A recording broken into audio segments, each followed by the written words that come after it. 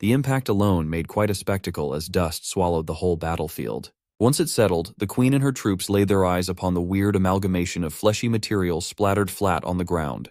Queen Lagertha paused in her tracks upon seeing something human-like squirm its way out of the middle of the meat. A few seconds later, the human-like figure took full form. The shape of a man skinned alive for his top half, and the body of a fucked-up horse in the bottom. Once known as the alicorn, the sacredness incarnate had seen better days. The bony alicorn mumbles something indecipherable. It seems like only the queen understood the ancient language he spoke. Whatever it was, the mumbling made Lagertha order a full-on emergency retreat. Much to everyone's horror, Alicorn's mouth split open as a giant eye regurgitates up from its throat. Then came a loud and bloody splattering of his body, causing the mound of meat to move outwards. It was like a fleshy tsunami that consumed everything it could touch. Not recognizing enemy or foe, the hungry meat even feasted on the summoned snakes. Unfortunately, the queen's soldiers in the vanguard also fell victim to the gluttonous meat heap. Skald tried her hardest to repel the incoming deluge of flesh. Her raw strength was enough to keep it in check. But how can you kill a thing that can't even be identified? When threatened, the mass of flesh just squirms and absorbs the weapon used to attack. After absorbing everything it could touch, the mass of flesh squirmed once more. This time, it gave birth to a singular horn peppered with unsettling eyes. Attached to that horn is none other than the original incarnate-turned-evil deity, Alicorn. The meaty gore of Alicorn's disfigured body splatted on the queen's troops, but they held strong. Lagertha even riled up her old friend to demonstrate his insurmountable strength. Well, it looks like she is getting what she asked for. The Alicorn came in running horn first, seemingly eager to pierce through their defense. But doing that won't be easy, especially with Ananta tagging back in now that a worthy opponent has shown himself. While he holds Alicorn's body in place with his supreme physical prowess, Lord Owl comes in with the DPS of his raptor claw. Commander Lupa refused to be left out and jumped in to deliver a sharp and lethal brand of gore. Taking the left and the right, respectively, the two commanders beautifully worked in conjunction with one another. While her commanders are showing off, it's unfair for the queen to be left out.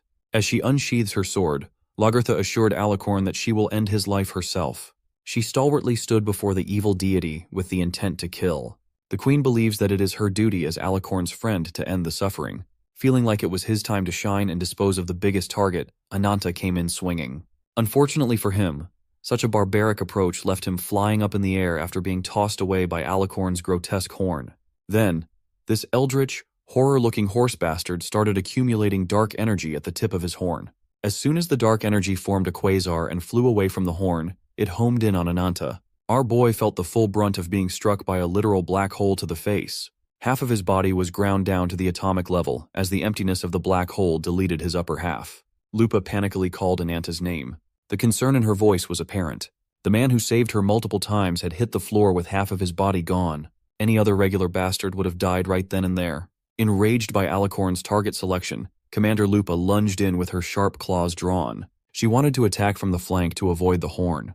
But from the back, she would have to deal with Alicorn's freaky tail filled with countless eyes and hungry mouths. All of Lupa's instincts told her to stop and turn around. She would be one-shotted if she pushed any further. Thankfully, Lord Owl was there. As the more experienced combatant, he maintained his wits about him. With his dual blades and raptor rondo, Owl minced the freaky tail to bits. Seeing an opening opportunity ripe to be exploited, Lupa started her engine back up and ran in at full throttle. She was so tunnel-visioned on attacking Alicorn that she failed to sense an incoming surprise attack from an off angle. It was a green sludge of noxious snot. Once more, Lord Owl's vigilance bailed her ass out. Owl moved to the limits of his speed as he swished past where the noxious snot was heading. He had to move as fast as he could while also carrying Lupa out of danger.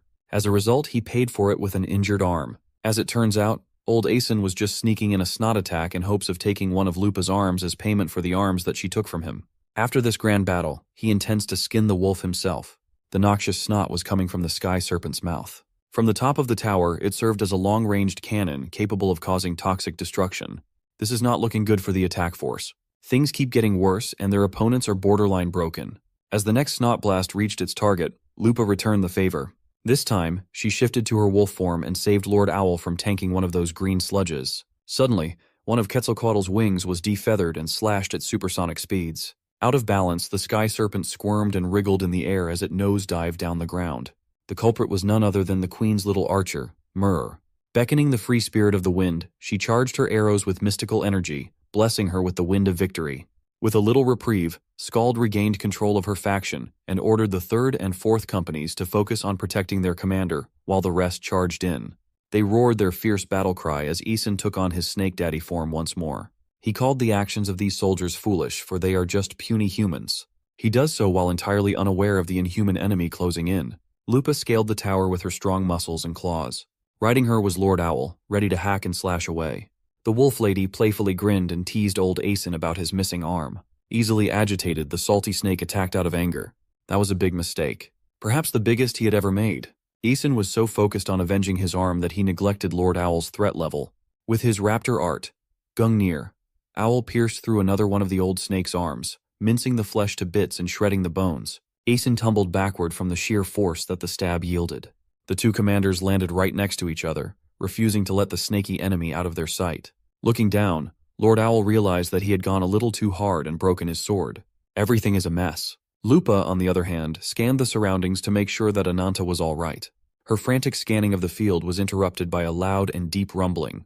The Valkyrian warriors are currently ganging up on the fallen Sky Serpent, making use of their numbers to make up for the size and strength disadvantage. Nadia rushed to Ananta's side and ascertained the severity of his injuries. It's apparent that this boy needs some healing touch. Meanwhile, Queen Lagertha had already jumped on the deep end and was fighting with the evil deity one-on-one. She was being pushed back, but her solid determination kept her going in the game.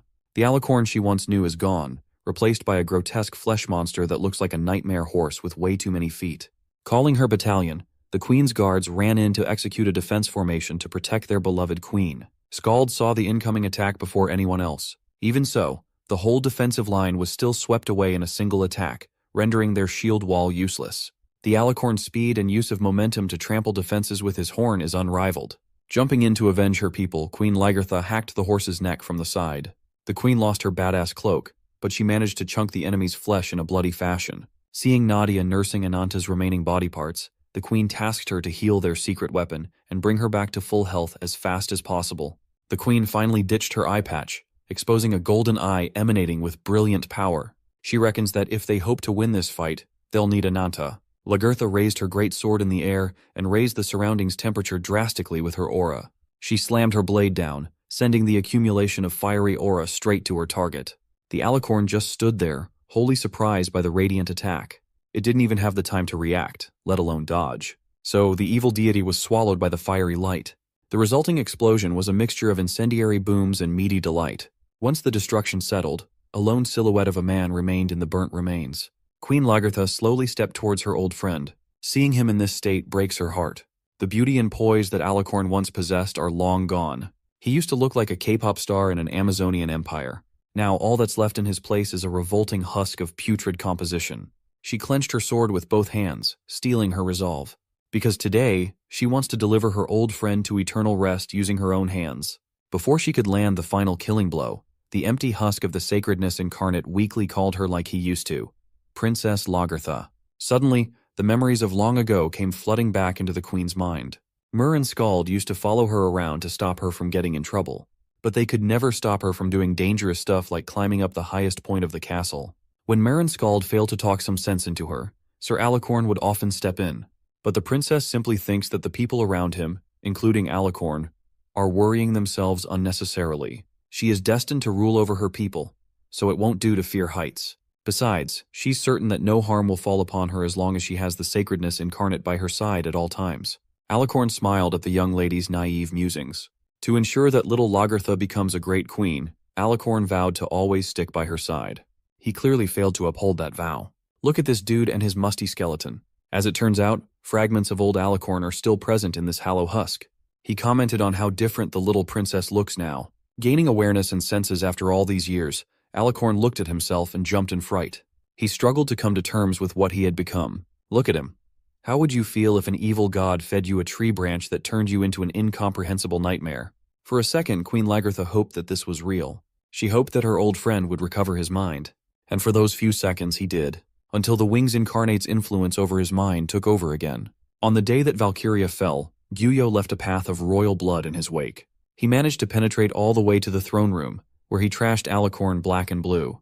Gyuyo went through all this trouble just to shove his incomplete world tree branch on one of the first 6 incarnates in the world. Young Lagertha was powerless back then.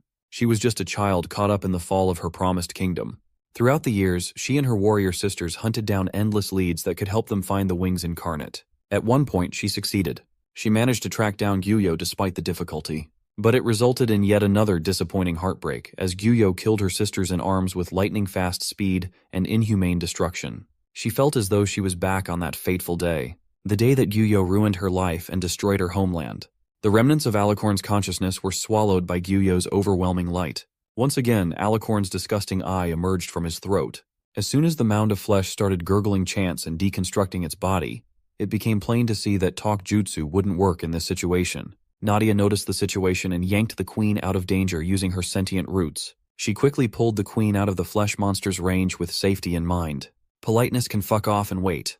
Right now, any semblance of Alicorn is gone. In its place is a tentacled blob monster. The creature screeched a guttural shriek. Blood came foaming out of its mouth as the eye emerged again.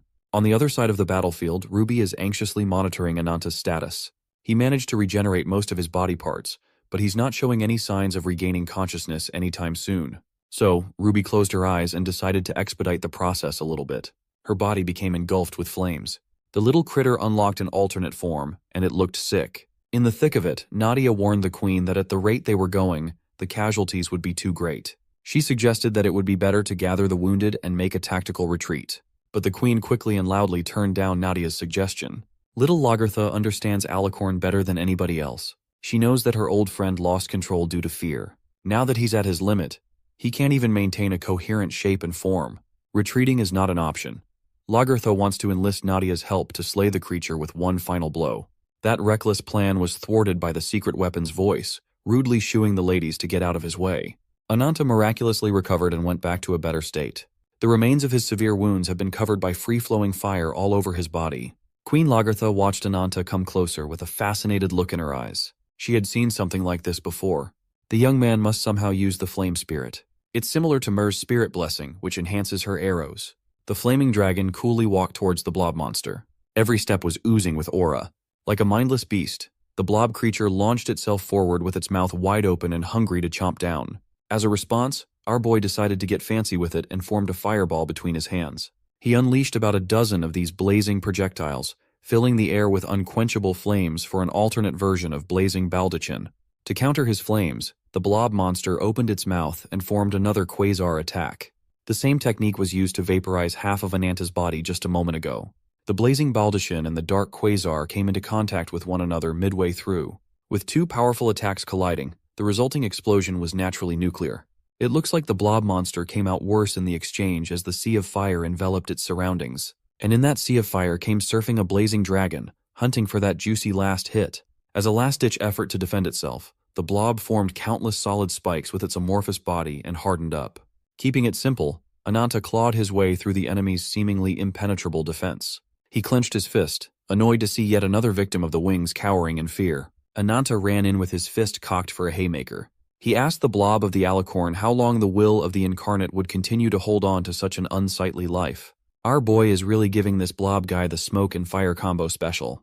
The flames got so unbearable at some point that the remaining flesh and blood melted off the creature. To make sure that they actually score this crucial kill right now, Nadia tapped in with her roots and grabbed Alicorn's remains in midair. Unlike the sacredness incarnate, someone on this battlefield follows through with her words. Queen Lagertha's energy climbed up to the heavens and pierced through the dark clouds. She's demonstrating that she did not get this far through luck. In her name, Lagertha Einherjar, Queen of Valkyria, she commanded her old friend to finally rest in peace. With tears petering down her cheeks, the queen brought down the blade that extends past heaven down to earth. When the queen's attack concluded, the sky was split open, letting the sunlight in after years of darkness. Her attack literally breathed new life into the dead continent, but it came at the cost of ending an old friend's life. The remnants of Alicorn's soul looked up to the sky, awoken by the sunlight he had become unfamiliar with. He remembered lazy days hanging out with the princess in the castle. Until the very end, he had hoped to protect her from this cruel world. But now he must scatter forever. She might not have seen it, but Queen Lagertha definitely felt her old friend's final smile. With the skies torn open and the blob monster defeated, its final farewell. The queen had tears streaming down her eyes. They were tears of grief and iron will. Seeing the light peer through the clouds, Ananta undid his crazy fire dragon transformation with Ruby suspiciously perched on top of his head. Now that they've gotten rid of the evil deity plaguing the lands, Ananta turned to question his little pet about that insane power he had just received. Queen Lagertha kneeled before the remains of Alicorn, the incomplete branch that Gyuyo used to tear a kingdom down. She stayed there, sending her silent prayer. Nadia approached the queen, giving her condolences. But to mourn is nothing new for a queen like Lagertha. She suffered loss more than most people. Be that as it may, she simply has no time to stop and weep for every life lost. She might have wrapped up her fight, but her soldiers are still out there, giving their best to slaughter the fallen sky serpent. Just as they always say, Levatine must keep marching forward so that the deaths of their comrades are not in vain. Up in the tower, the two commanders also did their job and captured the old slithering worm. Right now, Lupa is giving the old snake a beating and a scolding for all the needless casualties he directly caused. You know Lupa values her comrades above everything else. She urged Aeson to not even dare think of a peaceful death. As a response, the old cult goon just laughed at her aggression. Provoked by such a mocking reaction, she almost punched his head out of his body right then and there. Aeson asserted that it would have been better if Lupa had just died in the scenario he had prepared specifically for her. Before the feisty commander totally goes out of control, Lord Owl calls her to attention. His eyes scanned the land and saw something inconceivable. He knew for sure that the war was not over yet. Directly under the pillar of the sunlight was a man. It was as if the heavens itself are providing the spotlight for this dude. That's plus 1,000 aura right there. His steps were unhurried, solid and decisive. His body exudes stability and raw power. This is the Conquest incarnate, Gehan. An enemy from the direction of the capital has joined the fray. Ananta and every soldier in the field could not help but unconsciously crane their necks and look at the uninvited visitor. From afar, he closed the distance in less than a blink of an eye. Owl, who's confident in his own speed, felt a deep-rooted fear for the man as soon as he saw the dude move. As it turns out, he wasn't only fast, he's pretty damn overpowered too. He ran like walls didn't exist and made a giant hole piercing through the tower's foundation. This man is like a bullet in human form, but only a lot more destructive. While Gehan was showing off his godlike physical prowess, an enormous fist came to greet his face on the way. Gehan didn't even flinch. It looked like he wasn't impressed when the punch landed on his face. Ananta timed Gehan's run perfectly and set up a powerful punch that would have evaporated any normal opponent in one tap. The young man recalled his conversation with Owl about Gyuyo's elite warriors, the Sephiroth. They essentially serve as guardians and executors of Gyuyo's will. They are the 10 most powerful beings bestowed with the power of a branch. On the top are the wing's most powerful weapons, and on the bottom of the totem pole are their assistants. Since they've already defeated the assistant, Aeson, the boss must have come out to play now. If Gehan is at that level, it's safe to assume that he's as formidable as Beharin, the lapdog that dog-walked Ananta back in Carpes. Gehan ate the punch like G. He stood straight without even a wrinkle on his armor. Furthermore, Ananta just made things easier by coming for him directly. The one-eyed freak of nature only cares about fighting strong foes. His hobby is slaughtering strong enemies. The black dragon roaring in front of him is as prime as a candidate can get. While Ananta roars like a wild animal, Gehan remains stoic and composed. As a way to feel out each other's capabilities, the two monsters went in for an all-out brawl in the middle of the field. Each of their attacks was so fast that it appeared invisible to the naked eye. Halfway through the fistfight, both combatants realized something insane about their respective opponents. Ananta was shocked, and Gehan's interest was piqued. Each of Ananta's ferocious punches does not even leave a dent in Gehan's abnormally tough body. Now Gehan is landing his punches well. The problem was that the Black Dragon's regeneration was ridiculously fast and almost impossible to keep up with. So, finally, Gehan pulled the trigger, distributed his overflowing power into his fist, and performed a hard-hitting pangolin mountain annihilation that nearly made a hole through Ananta's stomach. Feeling like he might need another boost, Ananta called on Ruby to lend him strength again. For the second time, the battlefield witnessed Ananta's fire dragon transformation. He opened his scorching maw and concentrated his firepower to the utmost extent while tracking his target. Gehan must have felt a little threatened, his poker face cracking just a little bit. The Queen, Nadia, and everybody else can immediately tell that this fight is above their pay grade. They must rely and put their trust in their not-so-secret weapon. Ananta released the flamethrower, forcing Gehan to raise his arms in defense. This fight has broken the scale and has just gone beyond the level of incarnate. The fire dragon increased the power to add more thrust to the fire's onslaught. As a result, Gehan could feel his arm guards cracking under the heat, pressure, and force. It seemed like an endless smattering of flames against an enemy that does nothing but defend. Speaking of defense, Nadia was forced to erect an Yggdrasil shield to protect the Queen and herself from becoming collateral damage. Everyone held their breaths as they tried to make sense of the billowing black smoke that the flamethrower produced. Ananta stood still with annoyance. He felt it faster than anyone else. His enemy, that tenacious beast, is still alive and kicking. All the attack did was burn Gahan's clothes off, exposing his Giga Chad body and tattoos for everyone to see. Just what in the world is this guy's body made of? On his back was the sigil of the Wings Incarnate. Right now, the stoic poker face of Conquest Incarnate is gone. After deeming Ananta a worthy opponent, a twistedly demonic grin painted Gahan's face. He's itching to conquer yet another formidable foe. After blowing Ruby's whole load on the enemy and barely causing any damage, Ruby disengaged, drained of energy. Ananta praised her for her good work and asked the little lizard to stand back. Without Ruby's help, the fight is now an all-out 1-versus-1 duel with everything on the line. With a worthy warrior in front of him, Gahan's body stretched and expanded unnaturally. His skin cracked open and made way for brown scales. If you haven't gotten the hint yet, Gahan is an incarnate in the form of a pangolin beast, and he will not declare victory until his victim lies under his heel. Ananta, on the other hand, took on the cool-headed approach. He ceased overthinking his position and situation. He braces himself for impact and enforces his resolve to focus his all on the enemy in front of him. The young dragon believes that this state of mind will bring him the inevitable victory, but he immediately faced a reality check as soon as he got within punching range of the pangolin. With the transformation, the two beasts are roughly the same size. With sheer strength, Gahan managed to overpower and toss him back to where he came from. The damage was minimal, but the loss in the straight-up contest of strength must sting. While he was regaining his footing, Ananta watched as the Gahan's body contorted and bent unnaturally. With his scales turned up for maximum piercing damage, Gahan rushed in with the pangolin meteor smash. The monstrosities collided. It's time for Ananta's turn to be on the defensive end now. Unfortunately, his body wasn't built as sturdily as a pangolin's. Nevertheless, what he lacks for defense, he makes up for with immortal-level regeneration and the ability to relentlessly attack openings. Unluckily for him, Gahan is a defensive specialist. He saw that counter coming a mile away and responded appropriately. He swung at our boy, and his big-ass dragon chin almost got dislocated if his dodge was a few inches off. After that masterful dodge, he promptly answered back with a tail swipe to the face. Breaking the pangolin's stability for a second, Ananta immediately rained down punches and claw attacks. By his final attack, his punches felt wholly ineffective. He hasn't even made a mark on the ridiculously sturdy scales. Seemingly done giving him free hits, Gahan grabbed the black dragon's arm. Like trash, he tossed Ananta away, sending him flying. The black dragon eventually found himself in the remains of the tower, buried among the rubble. Watching from afar, Queen Lagertha thought of the defining characteristic that she had seen on Ananta. When it comes to combat, he makes full use of his immortality. His curse lends him transcendental power that shouldn't be possible for a human.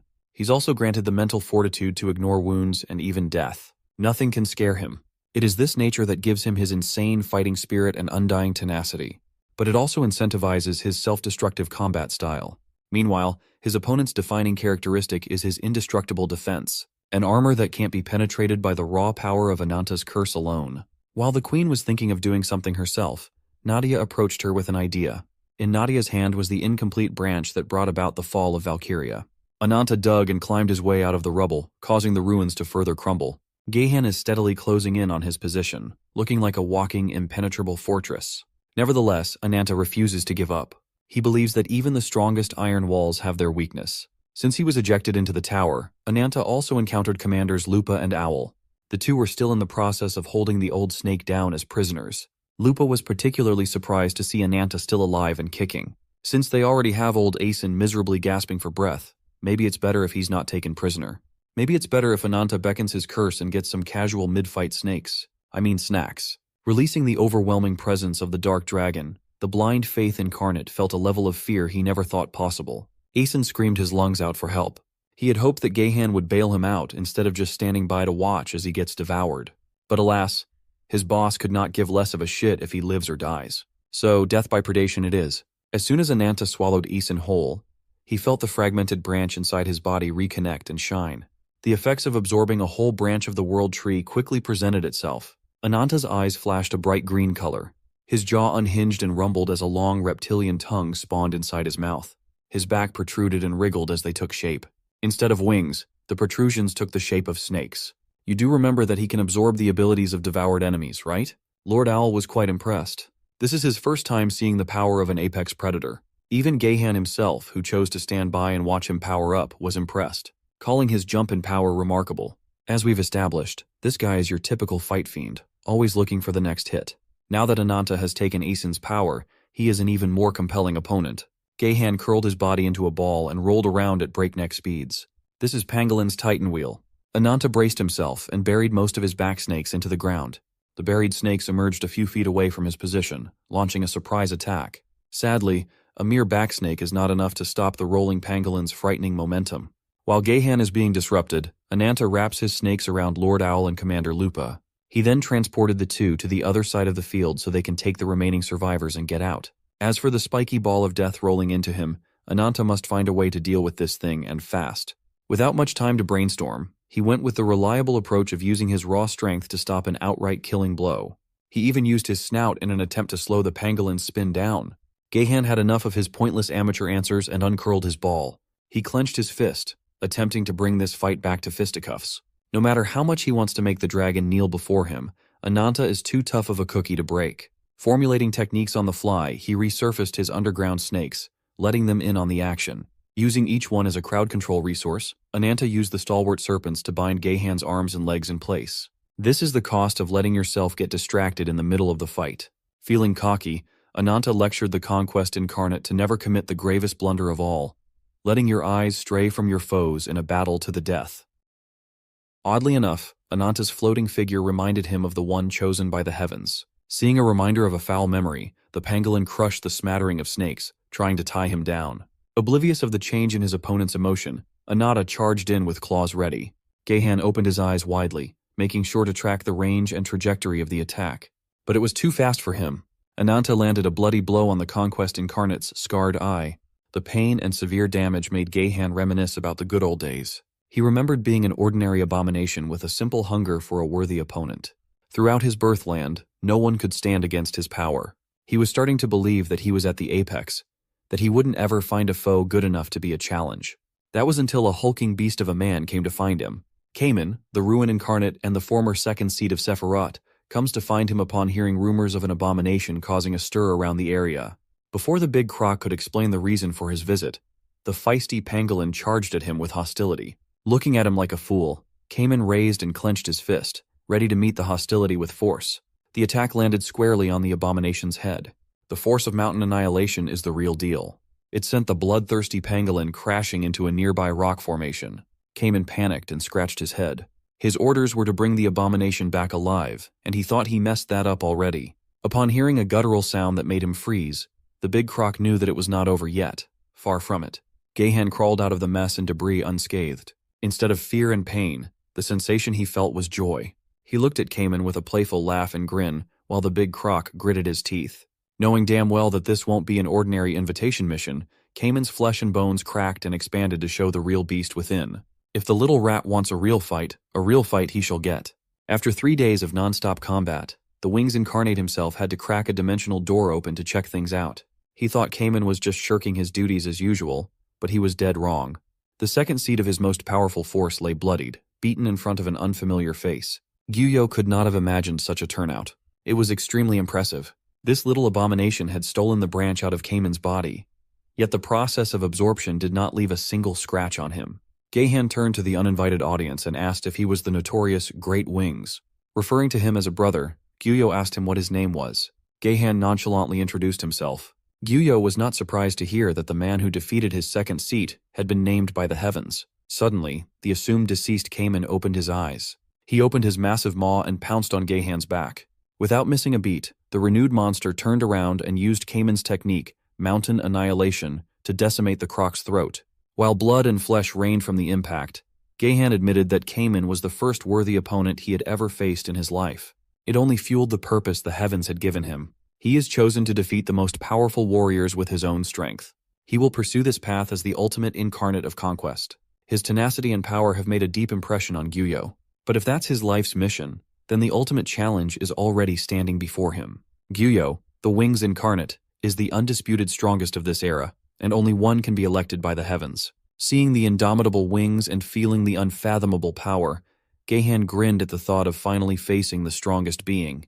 His human form contorted, stretched, and cracked until the fearsome pangolin returned to face the final boss. The adversary he must defeat is in front of him, and he won't let the chance go by. Gyuyo pointed at the Conquest Incarnate and cast Let There Be Hope. Magic circles surrounded Gahan in a blink of an eye.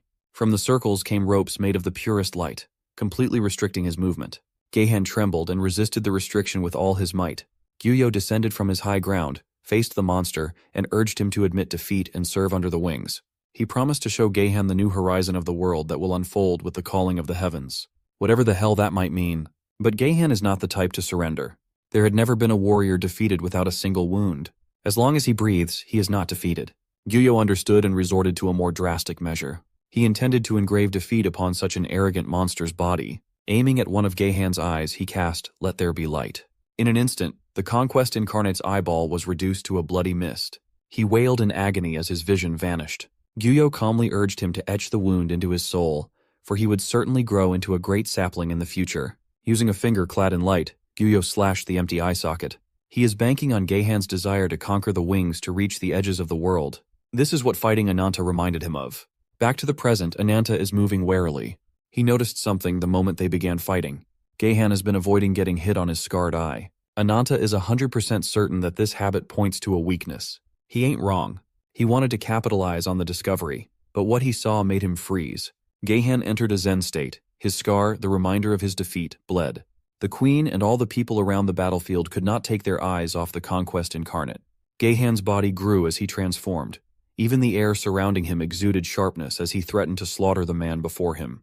To this day, his soul cries out from the wound that has been permanently etched to his soul. For his pride was his supreme defense, his invincibility. Finally, the Conquest Incarnate shows the true power of his branch. This power that Ananta had dishonored shall be used to end him. After this side quest, Gahan intends to challenge the wings once more. It's incredibly rare, but Gahan had finally found another worthy opponent with the same goal as him. They both wish to take on the Great Wings. In his final form, he's going all in for the slaughter. There can only be one challenger standing at the World Summit. Ananta does not give a flying fuck about Gahan's lofty ideals.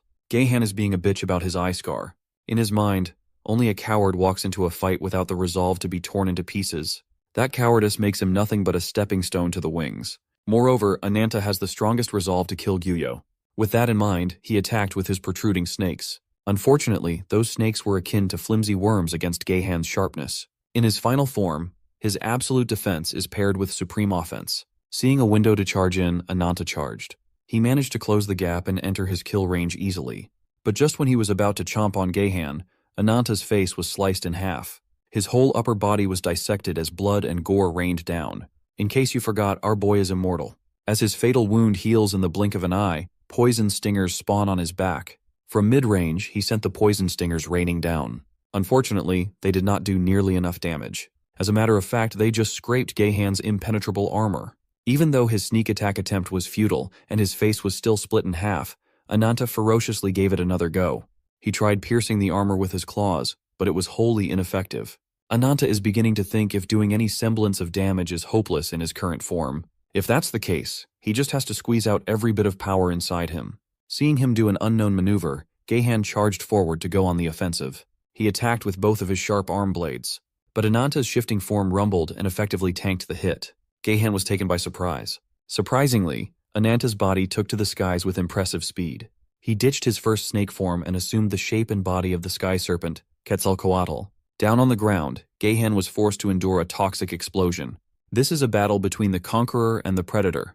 As the physical incarnation of conquest, Gahan had defeated countless opponents. He did so by overcoming each of their techniques. He can see that Ananta had also thrown himself into countless battles before. Instead of conquest, he aims to consume the flesh and blood of his enemies. Two such entities cannot coexist in this world, for they are one and the same. Both fighters were thinking the same thing. Whoever survives this fight will deserve to take on the heavens. While the big dogs squabble, the Levantine soldiers evacuated to safety. Commander Lupa and Owl led the efforts to drag the injured away from the fight. The Queen oversaw the rescue of all the survivors. Their only enemy left is the trickiest one of them all. Nadia, on the other hand, is doing her own thing. Focusing on nature's voice, she felt the answer to their problem. The branch within her is resonating with Alicorn's branch.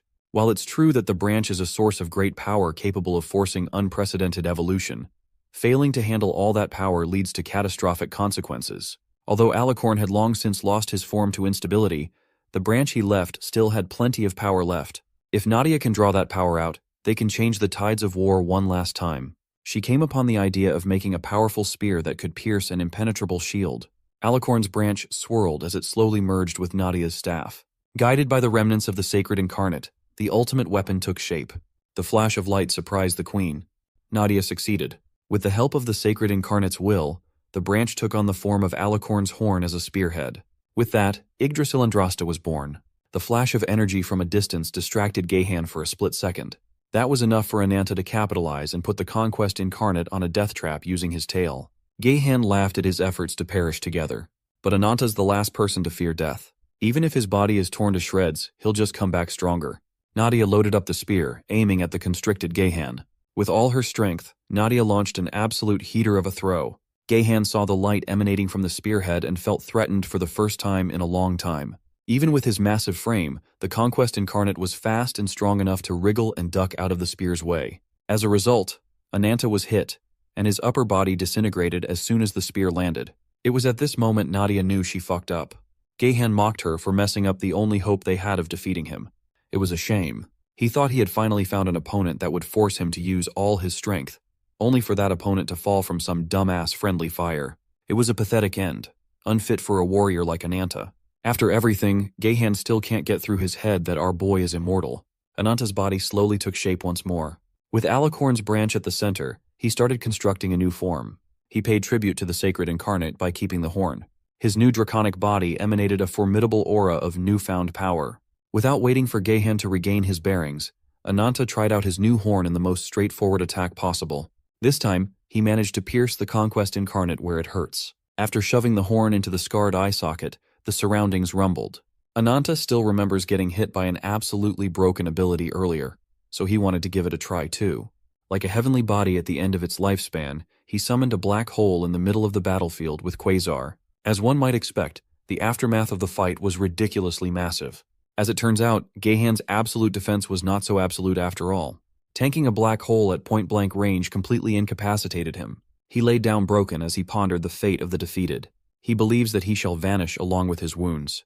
Gahan conceded. Victory is solely for Ananta. Even with an L to his name, Gahan still had the energy to laugh at his situation. The young man asked him what was so funny, given that he was about to die without realizing his dreams. But in these last moments, he has been on land, and he is pleased. He got to meet an undying spark of an unfathomable curse that would certainly grow into a raging flame.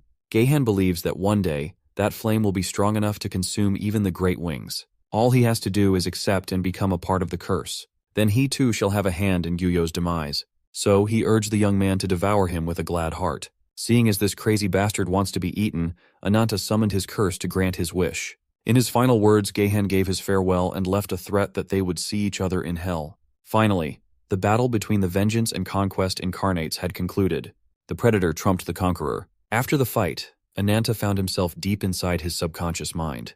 Today was wildly exhausting. Bro just took down 2 Sephiroth members in one mission. He does not have the energy to deal with Aji Dahaka's bullshit, but he might not have a choice. The evil incarnate called him a foolish mortal, but praised him for finally gaining a morsel of true power after years of pitiful struggle. Aji Dahaka just came by to remind him of their promise. Ananta intends to honor their agreement. The curse of the Black Dragon is simply a tool for exacting his revenge.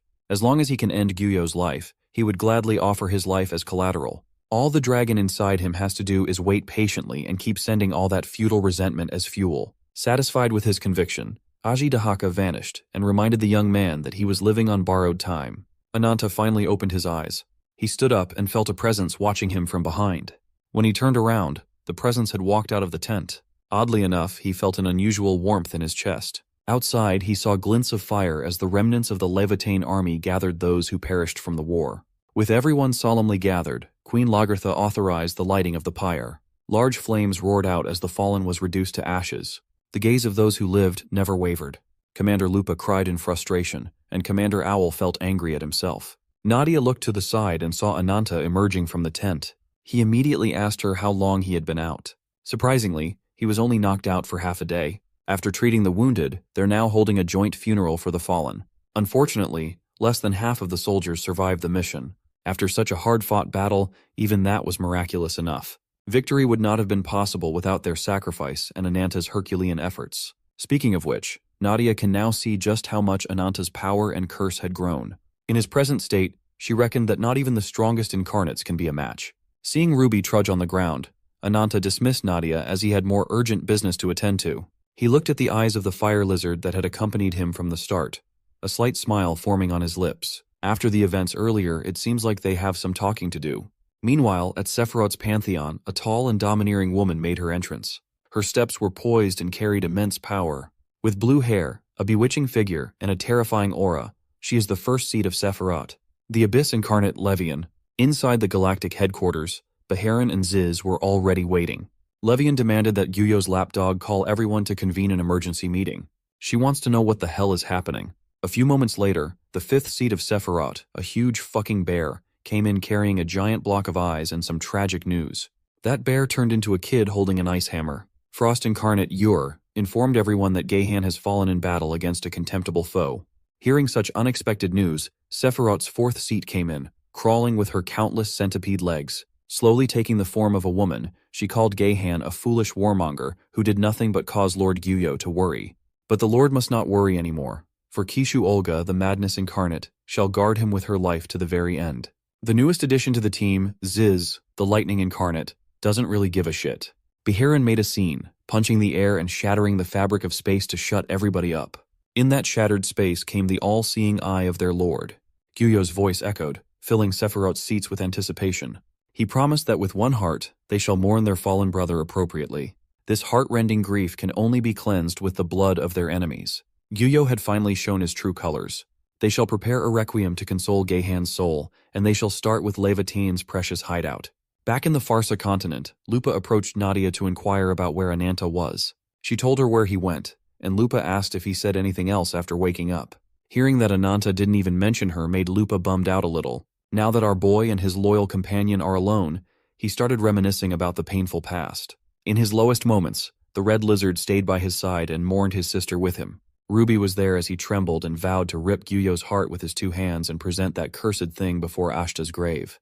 When they walked far enough from the camp, Ananta opened up to Ruby about that agonizing day. The day that everyone in his village died, he wanted so badly to believe that it wasn't his fault, because if he had not, he would have lost his mind right there and then. Since he was just a boy, his heart has been filled with rage for the Wings incarnate. Aside from rage, he tried his hardest to kill all other emotions. His desire for revenge was the only thing keeping him going. If he felt everything that came from that fateful day, he would not have been able to go on living. Hearing him bare his soul, Ruby's body stretched and morphed. It's pretty much common knowledge that Ananta hates Gyuyo more than anyone. That hate expands to all incarnates in this world. For years, he's been fighting to understand why it had to be her kind-hearted sister who died instead of him. From Gyuyo to Aji Dahaka, he firmly believed that every incarnate out there is the same. His whole life revolved around exacting revenge on those disgusting monsters who bring destruction to everything around them with their selfish desires. In the fight earlier, Ananta suspected that Ruby was one of them. She's also an incarnate.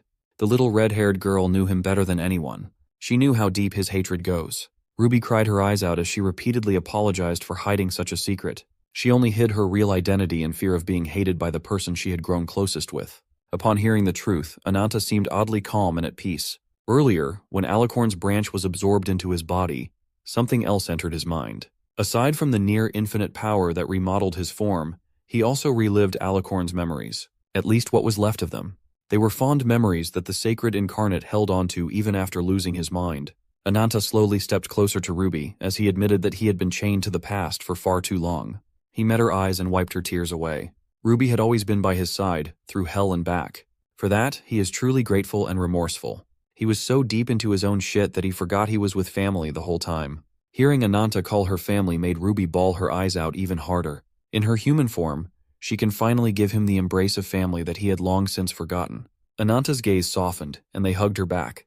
The stronger the incarnate, the clearer the emotions held in its branch. In Alicorn's branch lingered sorrow, remorse, and fond memories of the young queen. In Geihan's, there was nothing but an endless lust for war and conquest. A real sicko. Ananta could not help but think of how similar they are. They are 2 apples from the same angry tree. They are both wailing beasts, consumed by vengeance and slaughter. Monsters that only long to fill the gaping hole in their hearts. Sensing his thoughts, Ruby innocently caressed his face with her little hand. She doesn't want Ananta to be sad anymore. The young man stood up and held Ruby's hand. He wants her to wait and see until the moment he can finally avenge Ashta. When the fight is over, they can go visit her together. Back in the base camp, the blaze had died, and the fallen soldiers had been reduced to ash. Whitefoot and Blackfoot approached Queen Lagertha with uncharacteristically serious expressions. Whitefoot apologized for intruding, but she came bearing urgent news. Some soldiers found it disrespectful and insolent that Whitefoot would interrupt the funeral of their fallen comrades, but she needed to deliver updates concerning Levatane's stronghold. While her ability allows her to teleport to the safest place near a selected destination, she can also ascertain the level of danger at any given location. Blackfoot jested that her sister is such a big coward that her power manifests in such a way. Queen Lagertha has no time for foolishness. She demands to know what kind of danger threatens her people. You see, Whitefoot's ability can gauge safety based on whether someone like her, a helpless little bunny, would be in mortal danger. Based on the danger levels she's sensing, it is highly likely that Levatane's stronghold is under the threat of invasion. As another war looms closer, let's do some lore dumping, shall we?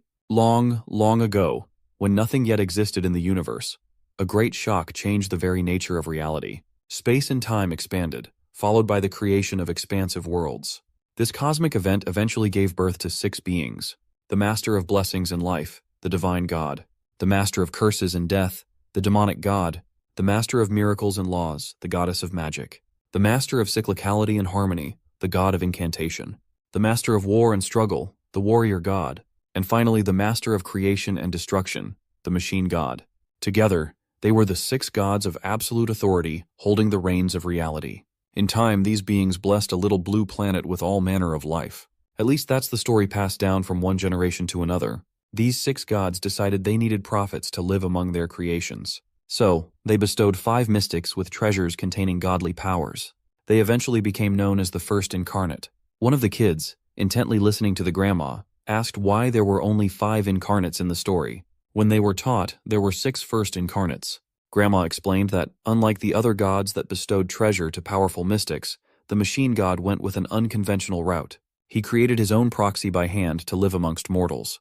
The Machine God constructed a perfect being that resembled humans and came to be known as the Machine Incarnate. As everyone was aware, the First Incarnate found lands to dwell in and settled down. They lived for eons as companions to people.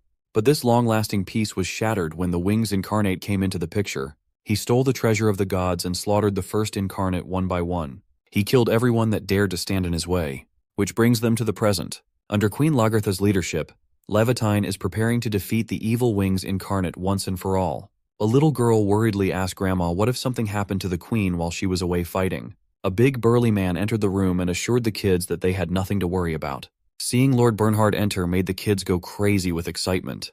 The gentle giant assured the children that the Queen Incarnate and soldiers were mighty warriors that could defeat 100 foes each. He promised that their leader would return safely from the expedition, no matter how dangerous. Polite as always, the big guy apologized for intruding in the middle of story time. A little boy pointed at Raclette.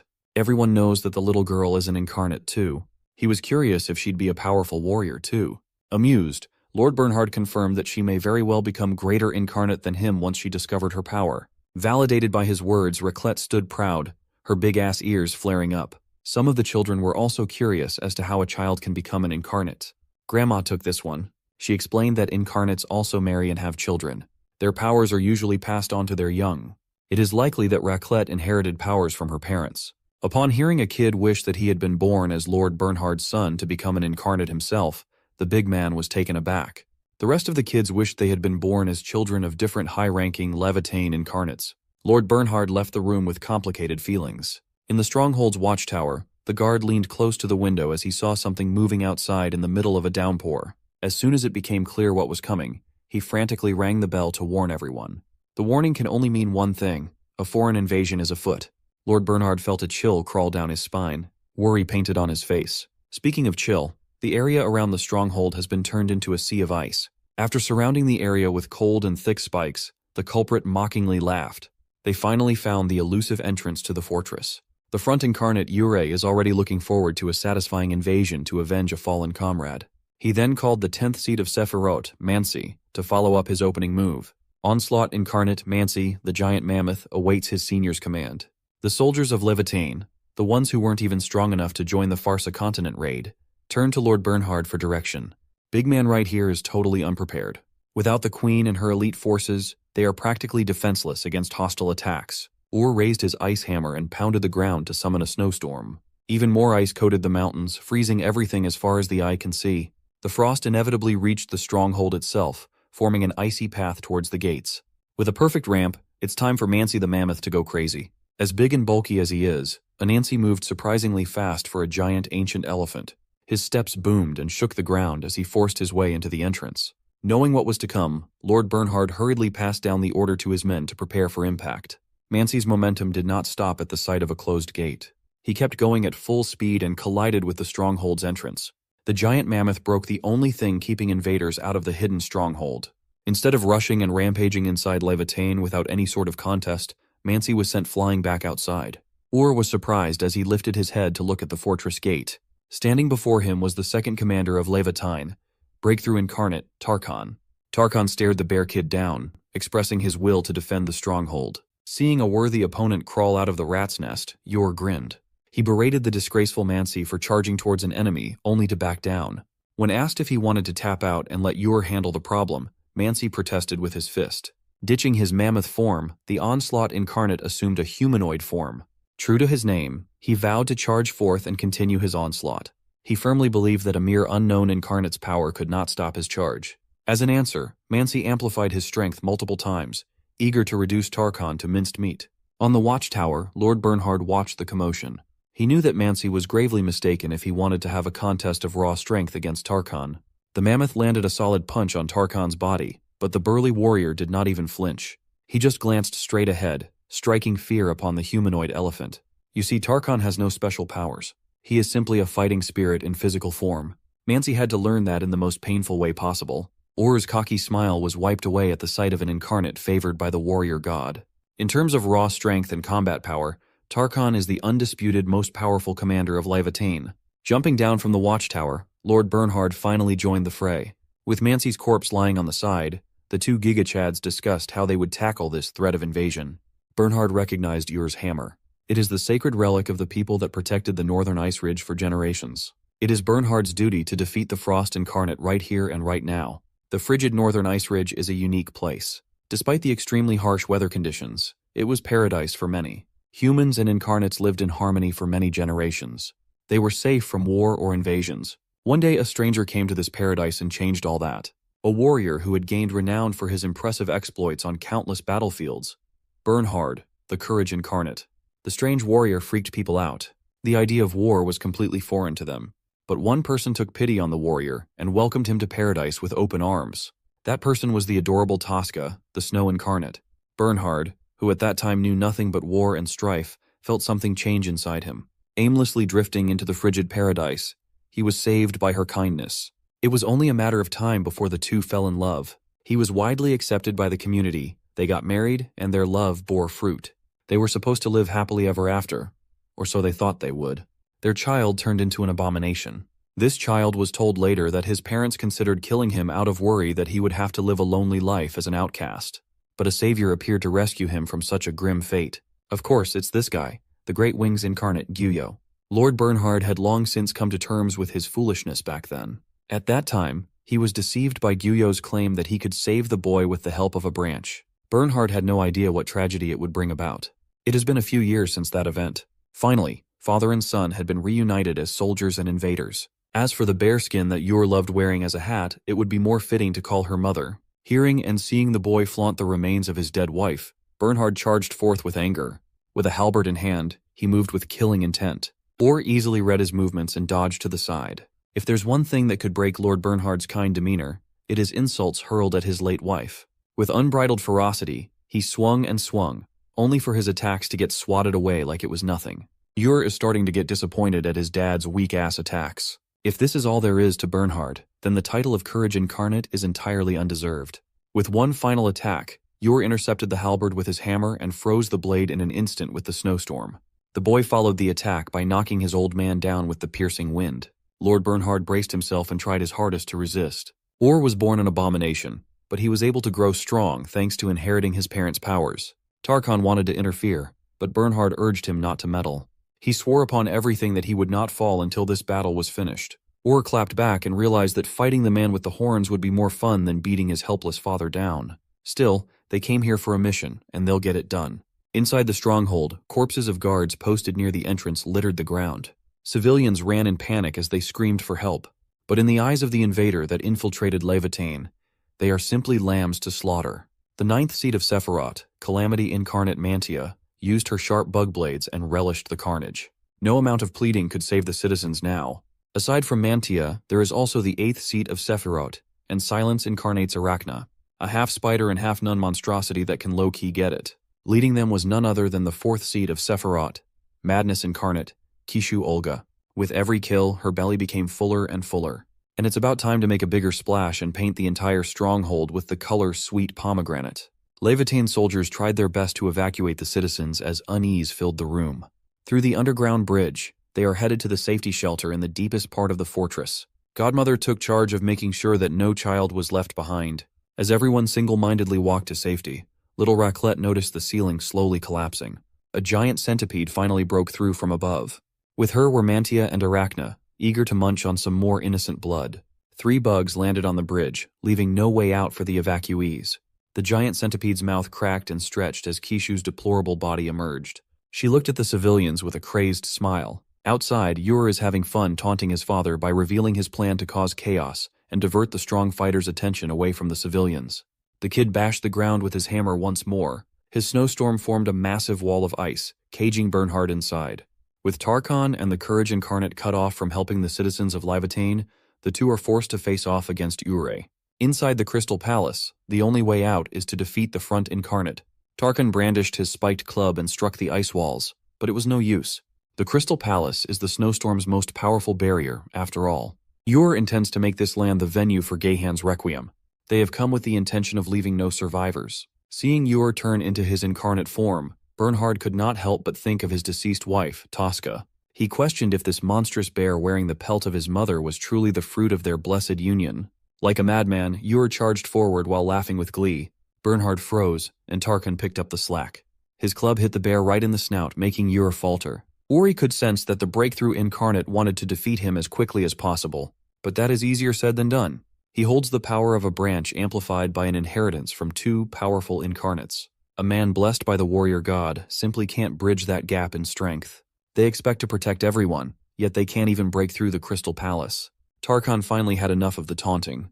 His horns flared up as he drew the unstoppable power inside his body. Seeing and sensing such a fearsome aura made the bear flinch. Ur subconsciously jumped back into safety, and his yapping stopped. Lord Bernhard also assumed his brown bear form. Upon hearing his father's war cry, Ur felt an unfamiliar emotion: fear. The momentary pause of fear left him open to getting clawed in the face. The damage was minimal. He jumped further back and shrugged it off. A bull that can break through anything, and a bear with all the courage in the world. This is the power of the second and first commanders of Levitane, Tarkhan, and Bernhard. Back inside, some of the civilians successfully entered the safety center and shut the door tightly. Mantia and Arachna were trying to grow frustrated as they failed to breach the gate time and time again. They were taking so long that Kishu had to step in.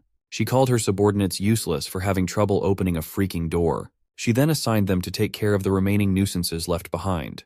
Kishu fears that if she sees more useless warriors, she might just lose it and feast. The bugs gave way to their boss. Inside, the remaining survivors helplessly prayed for salvation. Kishu addressed the last ones left in this useless fortress. She made sure that they heard the death throes of the soldiers being slaughtered in their futile attempt to save those that remained. With a gentle touch, Kishu slowly melted a hole right through the gate. She peeked inside and asked the survivors if they really thought a simple gate was enough to protect their lives. If she really wanted to, Kishu could slaughter every single one in the room in the blink of an eye. But she is willing to give these pitiful people one final chance at salvation. She pointed at the children and demanded that the survivors sacrifice their little hearts in exchange for letting everyone else live. Desperate and on the brink of going crazy, some of the survivors started seriously considering the offer. The kids fearfully clung to their godmother. Thankfully, the old woman snapped everyone out of their disgusting thoughts. She warned everyone not to be seduced by the words of a monster. Godmother refused to let the vile centipede beast harm a single hair of Levitane's children. Annoyed, Kishu clicked her tongue. She sighed and corroded the gate even further. Seeing as her brutal games were not working, the Madness Incarnate has grown tired of playing. Through the hole she made in the gate, she pumped the safety center full of corrosive goo, with the intent of wiping everyone out in an instant. Godmother did not hesitate to use her body to shield the kids from certain death. But before the corrosive substance could reach the survivors, a yellow goo stopped it in its tracks. The kids couldn't believe it. The little rat, Raclette, broke away from the group and stopped the corrosion with cheese. Kishu looked at the little incarnate and smiled. This makes things a little more interesting for her. The madness incarnate pondered if the kid's power awakened under the threat of dying. Or maybe she evolved in order to save the people she cares for. Either way, the setup was way too delicious for Kishu's fucked up palate. Such desperation from a little fledgling was making her tingle. Kishu's face split open as she took on a more fitting form. With a knife in hand, it took every bit of Raclette's willpower not to pass out in fear. As much as she cares for Godmother and the rest, Kishu insists that she also cares for someone. That someone is the most precious person in all of existence. Even at this moment, her mind is full of thoughts of his beautiful face. Kishu's ultimate goal is to ensure that nothing but thoughts of her also occupy that person's mind. This disgusting bug bitch has deluded herself that everything she's doing is in service of her love for the wings incarnate. Seeing her grotesque centipede form, little Raclette stumbled and trembled in terror. The little girl started sobbing, unable to even look at the enemy up front. Kishu was deeply disappointed. Here she thought she might have found an interesting young fledgling. Extending her disgusting blue tongue, her whip-like appendage went straight for the kill.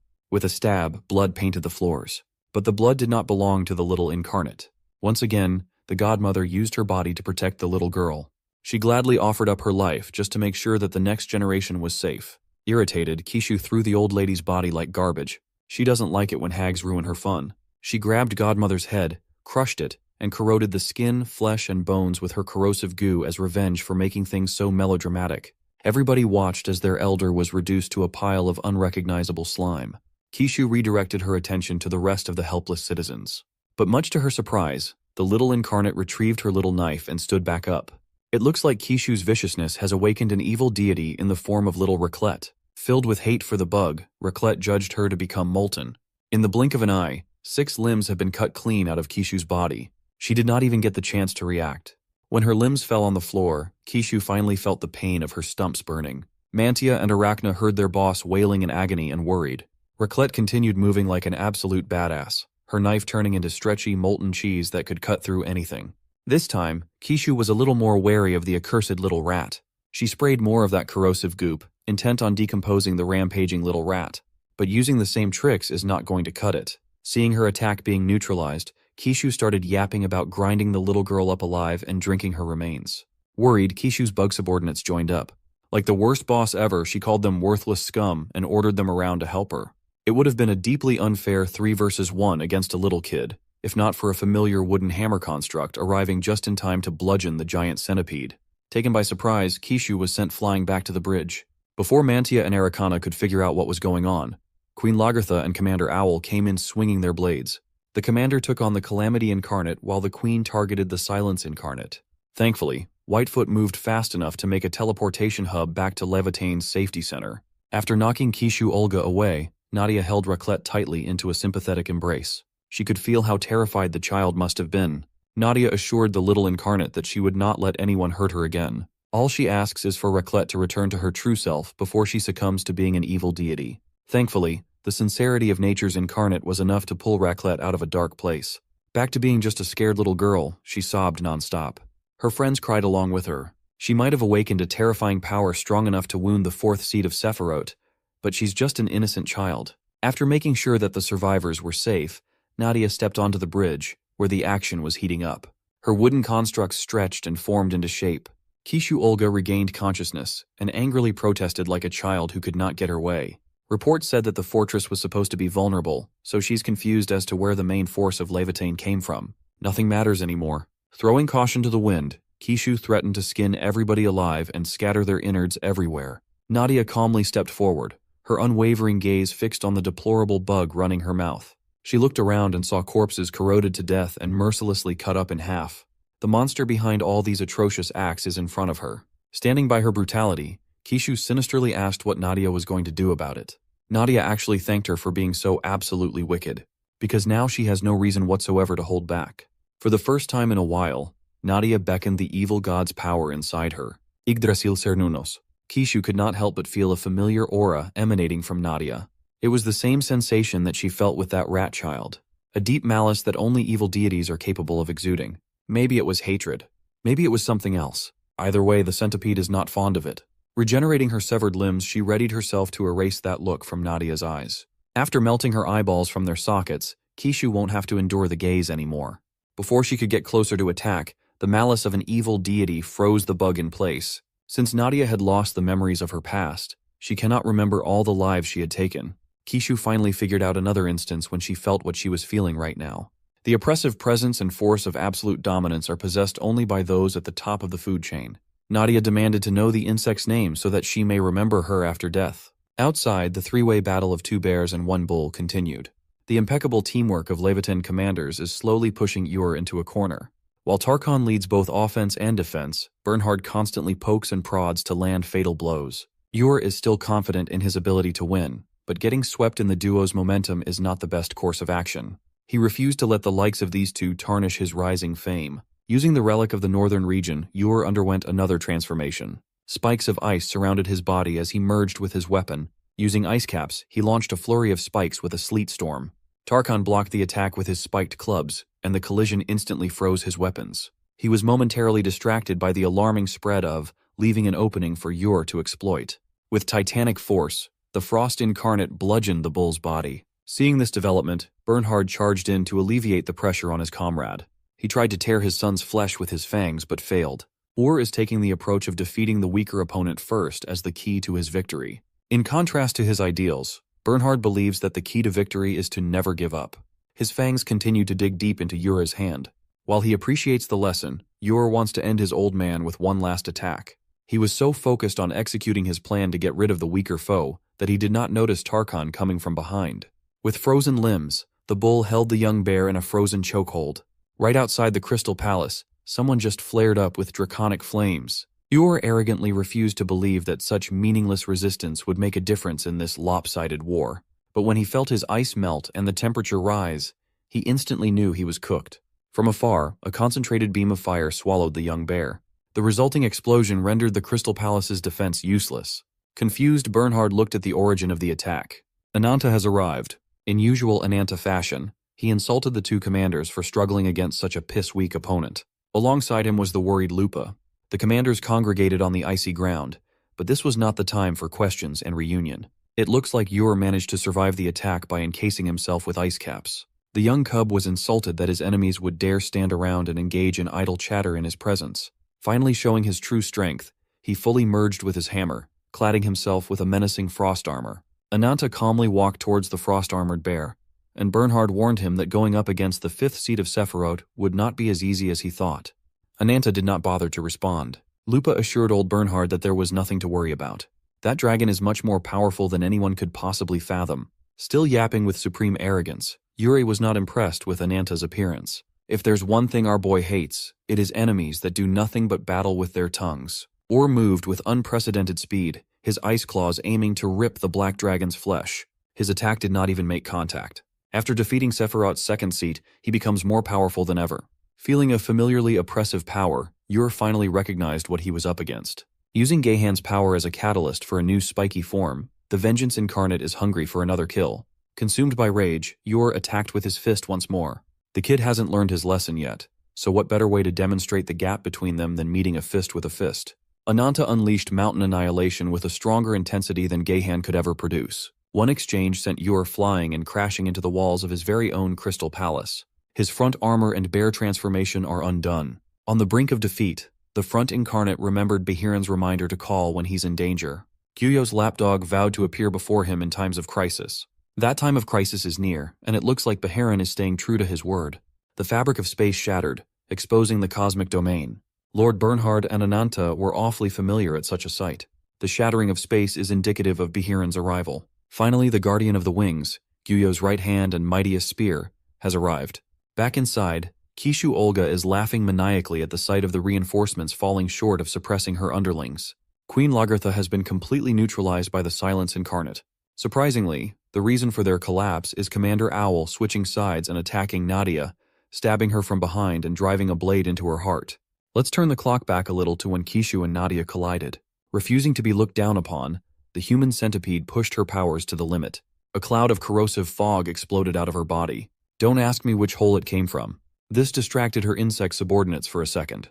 Knowing what was coming, the mantis and the spider scattered away like their lives depended on it. The queen ordered Owl to step back as she formed a light force field with Fragarak. Finally, Kishu Olga has shown her full power. Alongside her terrifying final form, The waves of her poison threatened to make everyone in the vicinity struggle and die. Surprisingly, Nadia was unaffected by the smog. She hurled the threat right back to the sender. Kishu shot out poison needles, and Nadia manipulated them back to where they came from. The needles dug into Kishu's flesh, frustrating her to no end. If her corrosive poison has no effect against nature incarnate, then she'll just turn the fight into a close combat struggle to slice Nadia apart with her blades. As soon as she got into Nadia's effective range, she put her inside what can only be described as an infinite Tsukuyomi.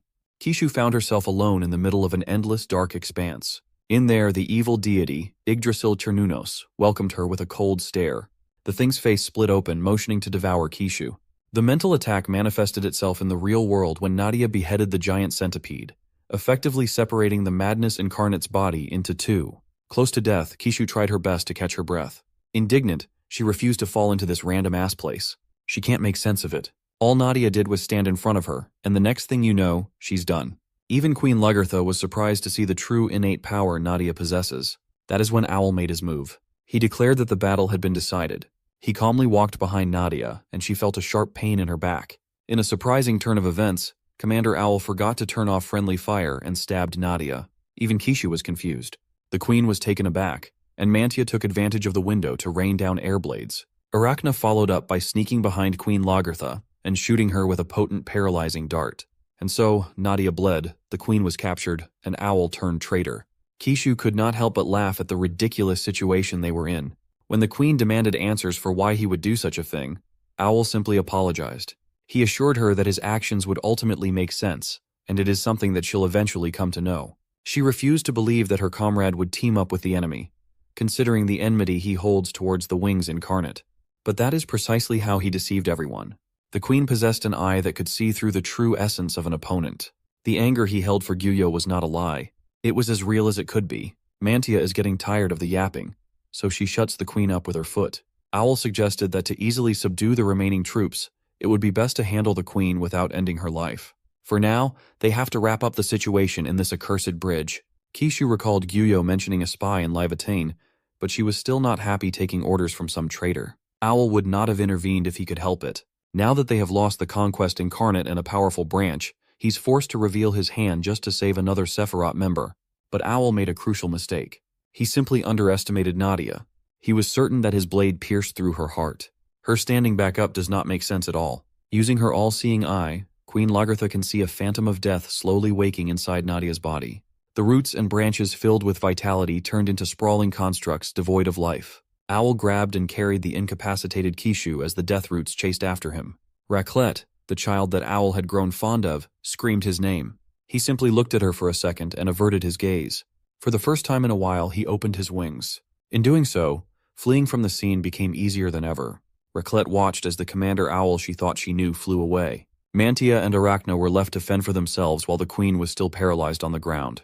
Nadia's death roots took hold of the bugs, restricting their movements. Once caught, the malicious power of the roots seeped onto their skin, taking over their bodies. Using the bugs as catalysts, the death roots amalgamated until they formed Nadia's evil deity body. As soon as she took form, Gyuyo's voice boomed from a rift in space. His destructive spell, Let There Be Light, beamed down from the heavens. It burrowed deep into the underground tunnels of Levatane and eventually took shape in front of Nadia. Gyuyo had finally shown himself. Deep within Nadia's subconscious, Gyuyo greeted her warmly. Surprisingly, he referred to her as his sibling. Finally, he can now easily access Nadia's inner self. To open the horizon of this world, he needs two things: the blossoming of branches nourished by the owner's desires and a vivid imaginary world that seeks to change the very fabric of reality. The world that Nadia dreams of is dazzling and beautiful, a place without a single speck of imperfection. Gyuyo invited her to lead the change in this rotten world side by side, not as nature's incarnate but as Cernunnos, the incarnation of magic. With Cernunnos awake, Nadia's consciousness woke up on the beach of a blood-red sea. The last thing she remembered was fighting against that hateful centipede. Then, her heart was pierced by a painful betrayal. She can still feel the wound in her chest. So how come she's still alive? To answer her question, her own voice answered that from the beginning, she had always been neither dead nor alive. Cernunnos and Nadia finally met. Two personalities living inside one body. The incarnation of magic reckoned that Nadia subconsciously brought her out with no hesitation, and didn't even notice that her heart had stopped beating. She used to be controlled by a corpse crow that manipulated the dead like puppets. It must have been due to the artificial pulsation caused by the power of branches. Cernunnos had been waiting and watching for a very long time. Right now, she's finally getting the face-to-face she so dearly wanted. As long as Nadia takes the lead, she will always be just a shadow suppressed in the deepest recesses of the consciousness. Nadia refused to believe a single word coming out of Cernunnos's mouth. So, she bared the truth and introduced herself as the world's first evil god. Her story started in the primordial past, during the Age of Myths. A spiritual beast granted with the title of Incarnation of Sorcery was bestowed a human form. The great forest of the West, overflowing with the grace of nature, the Druids, the indigenous people of the forest, accepted him as a prophet. They revered him wholeheartedly. In time, the incarnation became known by the name He Who Has Horns and Wealth. The man, the myth, the legend, Cernunnos. A mortal being who, despite his ephemeral nature, sought beauty through cycles and harmony. He prayed for eternal peace with every living being. He lived with his noble ethos without knowing that it was just a vain dream. Ethnicity, culture, faith, and every aspect of humanity became fragmented during the age of violence and conquest. They craved flesh and blood in a world where killing and being killed were the norm. The 6 incarnations, meant to represent the original gods, served as terrifying punishers at times. In many cases, they protected humanity as strict arbiters. Sometimes they don't. One day, the spark of a massive invasion that came without warning engulfed the great forest. The warmongering invaders wore golden armor. Leading this great army of heroes was none other than the warrior incarnate, Lyoga. The forest tribes untied their strength and confronted the wave of invaders. To protect his precious people, Cernunnos fought with desperation and vigor. Eventually, he found himself the last man standing in his camp. Wounds and injuries covered every inch of his body. Before claiming complete and utter victory over the one chosen by the supreme god, Lyoga vowed to engrave Cernunnos's death into his heart. He had never been so angry before. Lyoga, the warrior known as the Honorable Lion King, had committed such a horrific massacre for seemingly no good reason at all. The gruff warrior incarnate has no intention of asking for forgiveness, but for the sake of a greater cause, he is willing to bear the stigma of being a mass murderer. You see, his eyes were opened with a prophecy. At that time, Luna, also known as the incarnation of magic with the power to foresee the future, saw all life on the land annihilated with the emergence of unprecedented horrors. After that vision, Luna lost her life and had her divine oracle stolen from her. Lyoga theorized that it must be the work of the other 6 incarnations. Hearing that this man slaughtered his family and people, innocent lives, merely because of a shaky prophecy made Cernunnos seethe. But the warrior incarnate is too far gone. He feared that his people would become the next victims of the prophecy. Being the brute that he is, he finds it better to take the lives of his enemies before they can take him. The Honorable Lion King doesn't look so honorable anymore as he demands the return of the stolen divine oracle. He used to be a great incarnation who respected the weight of every life with dignity. It's a mystery how he developed a malicious desire to kill. At the sight of the hateful lion, consumed by burning anger and howling, the figure of Cernunnos, incarnation of sorcery, had vanished. After a hard-fought battle against an entire army led by Lyoga, Cernunnos survived as the last man standing. Spirit beasts granted with human forms became incarnations. If so, what would you call incarnations who have been taken over by malice akin to humans? Befitting of their power and insanity, the term evil gods seemed appropriate. Gyuyo was there when the term was coined. He even held Lyoga's golden tooth in his hand. With little to no power to resist, Cernunnos asked if Gyuyo was the one mentioned in the prophecy. After 2 incarnations have fought a battle to the death, the incarnation of Wings swooped in to finish the job and kill the victor. At that time, Cernunnos could already sense that having abandoned the meaning of cycles and harmony, it's only a matter of time before he's consumed by malice, losing all reason. With a regretful sigh, he snapped his sprawling horn and freely handed it to Gyuyo. Cernunnos is willing to surrender his divine treasure on one condition. That was the fateful day when he made a contract with the Wings incarnate. The terms were simple. If Gyuyo succeeded in collecting all the divine treasures, Cernunnos wanted to be granted a branch of his own. He wanted to open the horizon of the world, to overlay the accursed land with a surreal realm. In doing so, they will return to the beautiful primordial world devoid of suffering that they once loved. If there's one thing he did not expect, it was Nadia's existence. A fragment of consciousness emerged to quell his unreasonable malice. Right now, they are 2 sides of the same coin, sharing the same mind and realm. Nadia is another version of Cernunnos. That explains why she's been having the same bizarre dream over and over. A dream of running away from an unknown monster dwelling in her subconscious. She had been deathly afraid of Cernunnos until now, but she also sensed that the monster in her dreams held a deeply excruciating sadness. Cernunnos wanted to change the world so badly that he even borrowed the power of the branches. Nadia understood more than anyone else the regret of being powerless and failing to protect those you care about. If she really came from him, then she also bears the responsibility of carrying that heavy burden. Therefore, she vowed to stand against his malice and protect what must be protected. Chernunos looked at her like a clueless little puppy but encouraged Nadia to enforce her will freely. But she has to keep in mind that the roadblock in front of her is one of the most powerful incarnations in history. Back in the real world, the sturdy walls of the Crystal Palace had started collapsing upon the defeat of the Front Incarnate, prompting everyone inside to evacuate. Beharin watched as the palace shattered and lost its structure before landing on its ruins. Ananta faced the man who once trashed him with renewed focus and strength. The lapdog bragged that there had never been a thing that his fist could not crush. Opening another spatial rift, he sent Yor back to their base camp. The two fighters are ready for their rematch. Ananta is starting to feel unpleasant about facing Beharin.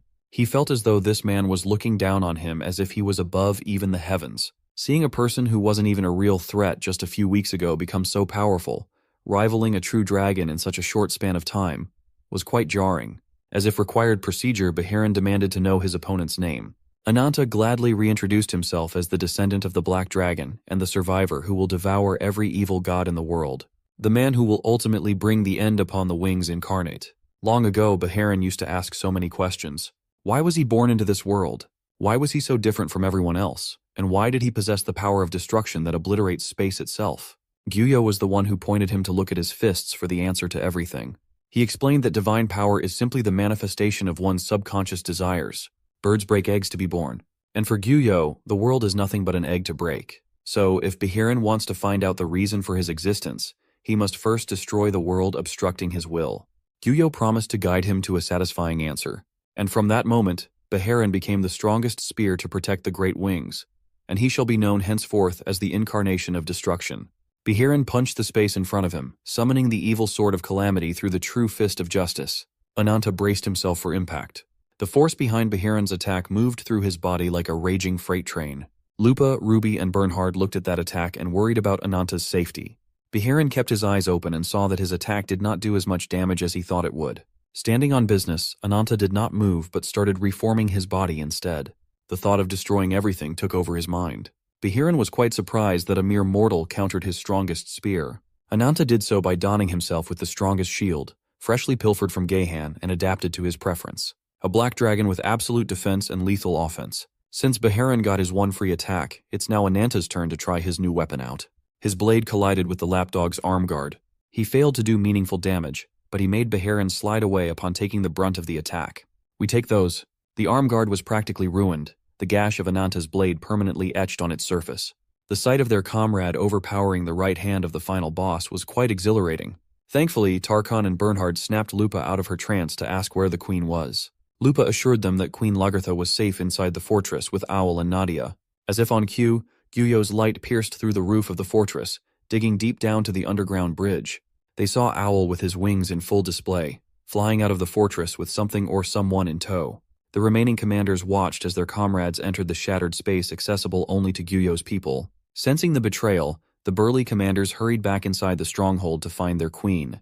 Ever so useless, Lupa just stood there, continuing to watch the fight like she paid for ringside tickets. Snapping out of her uselessness, she urged Ruby to lend her enough power to help Ananta. The battle on the Crystal Palace ruins had devolved into an all-out melee brawl where anything goes. With fists, claws, and blades, Ananta used everything in his arsenal to beat Beharin without mercy. After devouring the Conquest Incarnate, even the Destruction Incarnate had to admit that the jump in physical strength was massive. Answering with an attack of his own, he sent the Black Dragon sliding back a few feet. That earned him a few seconds to catch his breath. Beharin knew what Gehan's true power was more than anyone in the world. That man had an iron-blooded body that could not be hurt, let alone destroyed. A battle between spears and shields to decide who's the strongest is as straightforward as it is contradictory. From mid-range, Ananta tried something new. He stabbed his blade deep into the ground and summoned black spikes hurtling towards his foe. As a response, Beharin accumulated ludicrous amounts of energy into his fist and punched out to intercept the spikes. At first glance, it seemed like the collision ended on another tie. That was until Beharin felt a faint rumbling coming directly beneath him. Ananta used the smoke as cover to dig into the ground and set a vicious attack from below. Beharin responded in the nick of time, but that might not be enough. Ananta urged this cocky alien bastard to remember his name well. The name of the man who will end the lapdog's miserable life. He performed a cross-chop that completely shattered Bahiran's defensive equipment to 1,000 pieces. With the enemy's defenses reduced to nothing, Ananta felt another branch of Misselton calling out to him. It seems like getting one-upped is not Bahiran's favorite thing. With a sinister look, the fool exploded with a power akin to a nuclear bomb. Back in the Farsa continent, Whitefoot decided to stay after opening the portal that everyone went through using her ability, down the rabbit hole. This technique was supposed to be a last resort in case she and her sister found themselves in a pinch. At the cost of permanently losing power, she can teleport to up to 2 locations without a distance limit for an emergency escape. Each rabbit hole can only accommodate 3 people at most. Opening 2, she only managed to send 6 people back to defend Levatine. The Farsa raid team had no choice but to choose 6 elites to save their home. Queen Lagertha chose the 2 entry points in the entrance and the deepest shelter. In addition to protecting the people, they must also secure an escape route out of the fortress. As we know, the Queen, Owl, and Nadia were assigned as the inner attack group. They were supposed to repel enemies that had infiltrated the fortress and treat the wounded. The external team consisted of Ananta and Lupa for maximum firepower. Much to everyone's surprise, Queen Lagertha also elected Ruby to be their third. She explained that the enemies had invested major force to break through the entrance. With that in mind, Ruby's power will be needed in the ultimate battle. The rest will stay in Farsa to rest and nurse the injured. It's going to be a tough fight, and they must go in with a united goal in mind. Upon sending them back to the fortress, Whitefoot could not help but worry. Blackfoot noticed that her sister's magic pocket watch had shattered, making recovery impossible. But it doesn't matter. On the contrary, Whitefoot is very satisfied with the results that exceeded her expectations. In a series of unbelievably fierce battles, she watched Ananta gain powers beyond her wildest dreams. It's about time for Whitefoot and Blackfoot to go back to their big sister. Wait, there's a third one? With a twisted look on her face, Whitefoot delighted at the day when they could reach the moon. The Queen's arrow saw the Rabbit sisters speaking and confronted them about their ulterior motives. Whitefoot was not expecting an elementalist to listen in on their conversation through the wind. The rest of the army looked upset, given that they couldn't be by their Queen's side, and they didn't know what was happening in their home. But they respected the Queen's decision, trusting her sound judgment. Any elementalist worth their salt could see that Ruby was definitely a divine beast, a being that is both a spirit and a mystical creature melded in one physical form. The power of the gods that make up the world does not have a specific form, but over long periods of time they establish their own identity, becoming a spirit. A spirit that creates its own body becomes a spirit beast, and beings reborn from a divine beast to an incarnation are said to have potential comparable to the first 6 incarnations. With the help of Ruby, Lupa just reached that level. Ananta was surprised to see that Ruby could fuse with other people too. The resulting form was different than his. Stripped down to his blazer and pants, Bahiran emanated blazing power from his skin. Lupa positioned herself ahead of Ananta, telling him to provide support. Pushing Ruby's power to the limit and burning bright as a result, Lupa wanted nothing more than to turn Bahiran into ashes. With enhanced speed, she charged at the strongest spear like a horizontal meteor. Her blazing claws swiped and made contact with Bahiran's skin. It left an unextinguishable burning gash on his arm. Going back for seconds, Lupa doubled down with another attack aimed at the same spot. Seeing as Bahiran had no answer for her speed and power, Lupa went crazy. She sliced, diced, burned, and cooked 100 times in a span of a single second. It's her first time fusing with Ruby, and she's already naming new moves like Crimson Flame Imprint. You see, among absolute gods, divine beasts born from demonic gods are called by a separate title, and as far as every recorded history is concerned, there is only one such monster existing in this world. Bahiran's blue flame blazed, grew, and spun to the heavens. He reminded himself that he was the final wall protecting the wings incarnate. He is the one and only demon beast in existence, so please respect Bahiran's name. Lupa and Ananta kept their distance from the blue flames, wondering if Gyuyo's lapdog was finally showing his full power. Ananta asked Bahiran a scathing question. He inquired about why a warrior of Bahiran's caliber would willingly follow a deplorable man like Gyuyo. Well, even Bahiran had forgotten his reason since it had been a long-ass time. Nevertheless, if Ananta really wants to find the answer, he must survive and look beyond the fist that has the power to destroy everything. As usual, even with multiple power-ups in play, Ananta just wants to see who will kill who first. Bahiran's blazing fist versus Ananta's indestructible blade, whoever wins shall be closer to their goal. The incarnation of vengeance against the incarnation of destruction? Who are you betting on? From a distance, a blinding bright light lit up the skies. It's a sign that the final pieces for the world's horizon have all been gathered. Before a victor can be declared in the much-awaited rematch, Gyuyo shows his annoying ass face to spoil the fun, as it is time for them to go back home to their pantheon. From afar, Lupa saw the wings incarnate, carrying Nadia in his arms. Given the missing eyeball and that she's willingly flying with Gyuyo, it's plain to see who's currently in control of Nadia's body. Still, Cernunnos is feeling some instability. Even the incarnation of magic is finding it a bit difficult to suppress Nadia's strong willpower. But soon, even her fragile heart will be broken and blended within. This is the second time Lupa has seen an ally flying with someone they should not be flying with today. Ananta could clearly see Nadia's face, yet she felt like a completely different person. Of course, he blamed Gyuyo for pulling another trick to make this happen. But it does not matter now that Aji Dahaka had sniffed his mortal enemy once more. It's time for Ananta to give way and fulfill the contract he signed with his soul. He must surrender to the anger that will consume everything. Outside of his control, his body painfully contorted and reformed to the image of the black dragon. With a guttural wail, the aura surrounding Ananta dwarfed even that of a demon beast. From above, Cernunnos recognized Aji Dahaka's aura. Gyuyo explained that it was just a fool who surrendered everything to his obsession with petty revenge. To be honest, Gyuyo never thought that the kid he left alive after massacring an entire tribe would become such a nuisance. He summoned 6 orbs of light as he taunted Ananta. He asserted that the kid is dreaming of achieving the impossible. He won't be beaten even if the whole world turns upside down. Gyuyo launched the orbs of light and cast Let There Be Radiance. Ananta ate the brunt of the attack as Behiran watched from the sidelines. To the demon beast's surprise, Ananta managed to resist. The black dragon's tail swiped away, narrowly missing Behiran. He emerged from the smoke. Aji Dahaka had taken over once again. For the 3rd time in a row, the evil incarnate is facing the wings incarnate. Inside Ananta's mind, the progenitor of his curse is urging him to surrender to the anger and wail.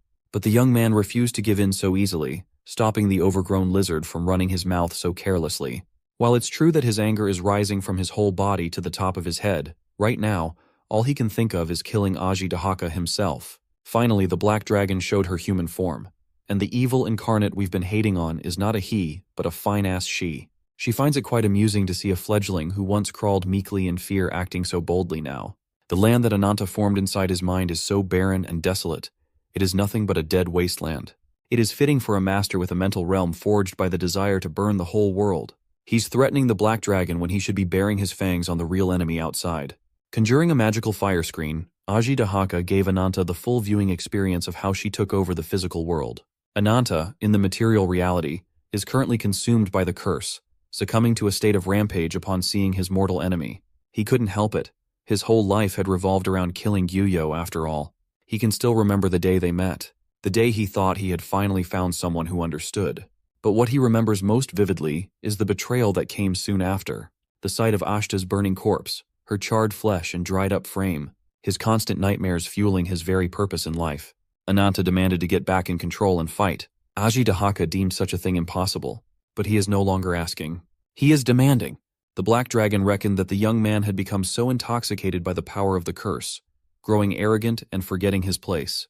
With nothing but an empty shell of power, the black dragon rampaging outside is merely a cheap imitation. She believes that the day when his teeth can finally reach the incarnation of wings will never ever come. Courage without power is nothing but baseless arrogance. There is nothing more unsightly than the bravado of the weak. Ananta roared. If he can't defeat the wings even if he uses everything in his arsenal, then how can he even achieve his revenge? Aji Dahaka's simple advice is for him to rise above being weak. The power of her rampaging divine ability, a malevolent god's force, still resides within his body. That power can transform an ordinary human body into a devourer that truly embodies the incarnation of revenge. If he can unlock that power, he will be a being with a body rivaling a deity capable of unleashing demonic power at will. He will be no different than an abomination, just like the creatures that are empowered by the branches made from divine treasures. With the catalyst of evolution, capable of turning abominations into divine incarnations, Aji Dahaka is willing to renegotiate their contract if he's willing to fully accept the branch and be reborn as a true incarnation. When that day comes, she will take on a new body and escape this conceptual world. With the help of the branch and the curse of the evil spirit, she will regain her original power and take revenge on Ananta's behalf. Her deal sounded sweet on paper, and her bewitching charm was irresistible. Ananta willingly accepts the terms, but he's resolved to kill Gyuyo with his own hands. He won't hand the satisfaction over to anyone. He yelled at the black dragon to execute the contract right then and there. As long as he can achieve his life's goal, he'll gladly sacrifice his body. While Ananta's hand gripped her throat, the black dragon accepted the revisions, eager to see the young man struggle as much as he could. From now on, the clouds of death and disaster will lead him. Regaining control of the black dragon's body, Ananta opened his maw, coalescing a destructive attack aimed at the great wings. Like a one-trick pony, Gyuyo preemptively responded with, "Let there be light." Draconic Flames versus Angelic Beam. Who will win? It looks like a Dragon Ball fight in this bitch. Cernunnos felt a little awkward being a burden, so she decided to join and help Gyuyo out. She jumped away from his grasp, free-falling into the dragon's den. Ananta tried to attack with his claws but was quickly stifled by death roots when she cast Yggdrasil Nematona. With the black dragon held in place, Gyuyo launched another one of his favorite attacks. Seeing how seamlessly Cernunnos moved, it looks like the physical assimilation is going on smoothly. She returned the compliment by praising his ever-so-formidable destructive power that can rend a dragon's face open. While a mere wave of a hand would have been sufficient, he prefers standing out of range at times. Upon regenerating his head, the black dragon spoke up and vowed to curse Gyuyo in turn. A massive beam of purple light shot from God knows where. Inside the grotesque and oddly empty husk of flesh, Lupa roamed while looking and screaming for Ananta. Beside her was Ruby, who was worried about her only family. Eventually they reached a fleshy core. Inside, a silhouette of a man can be seen. There's no mistaking it. Ananta's physical body is currently trapped in the dragon's core. After a second round of exchanging blows, the top half of the black dragon's head was erased once more. Gyuyo, on the other hand, suffered burns on half of his wings. He insulted the foolish and vile specter of the ancient race for invoking a powerful curse, only to scorch his pure white wings to a small extent. The Wings Incarnate is getting tired of dealing with the immortal black dragon, so he calls in his lapdog to finish the job. With a meteoric punch, the demon beast made the headless dragon buckle on its feet, nearly breaking its back. The impact shook the dragon's body, knocking Lupa and Ruby out of balance. Surprisingly, it also caused Ananta's body to fly out of the core. Seeing his bloodied, cursed form, Ruby shrieked with worry. Assuming her human form, Ruby promised to protect him again and again. She will be there every time he collapses from exhaustion. Her desire to protect him manifested in a warm and gentle flame, and she embraced the unconscious Ananta. Steadily, he started regaining strength and control of his muscles. Cernunnos took a good look at the black dragon's body. She is quite curious about Ananta, the incarnation of vengeance, a human whom she had been watching from Nadia's inner world. Just like many, the young man is just a victim of the sorrow of losing someone precious. Even though he's an enemy, Cernunnos would appreciate it if Gyuyo ended the kid without any more unnecessary pain. Gyuyo remained silent. He looked at his hand and found dark discoloration quickly spreading on his flesh. Based on the color alone, it's plain to see that Ananta's curse had taken effect. Just as he was fearing the curse of Aji Dahaka, the body of the black dragon started its regeneration cycle again. From its core shot out a ferocious beam of concentrated energy. The split second of distraction left Gyuyo open to get sniped with a headshot. With Ruby's healing flames, the real Ananta had regained consciousness, achieving the realm of true immortality.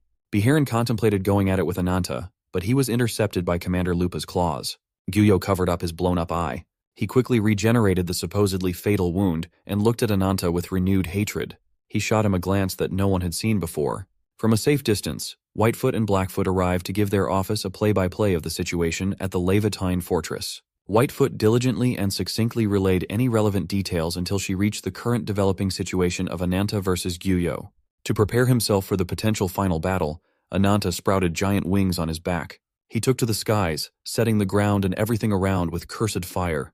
If there's one thing Gyuyo hates, it is lesser beings looking down at him. Just when he was about to lose his temper, Cernunnos warned him to restrain himself. They must address the demonic curse that is starting to spread in Gyuyo's body.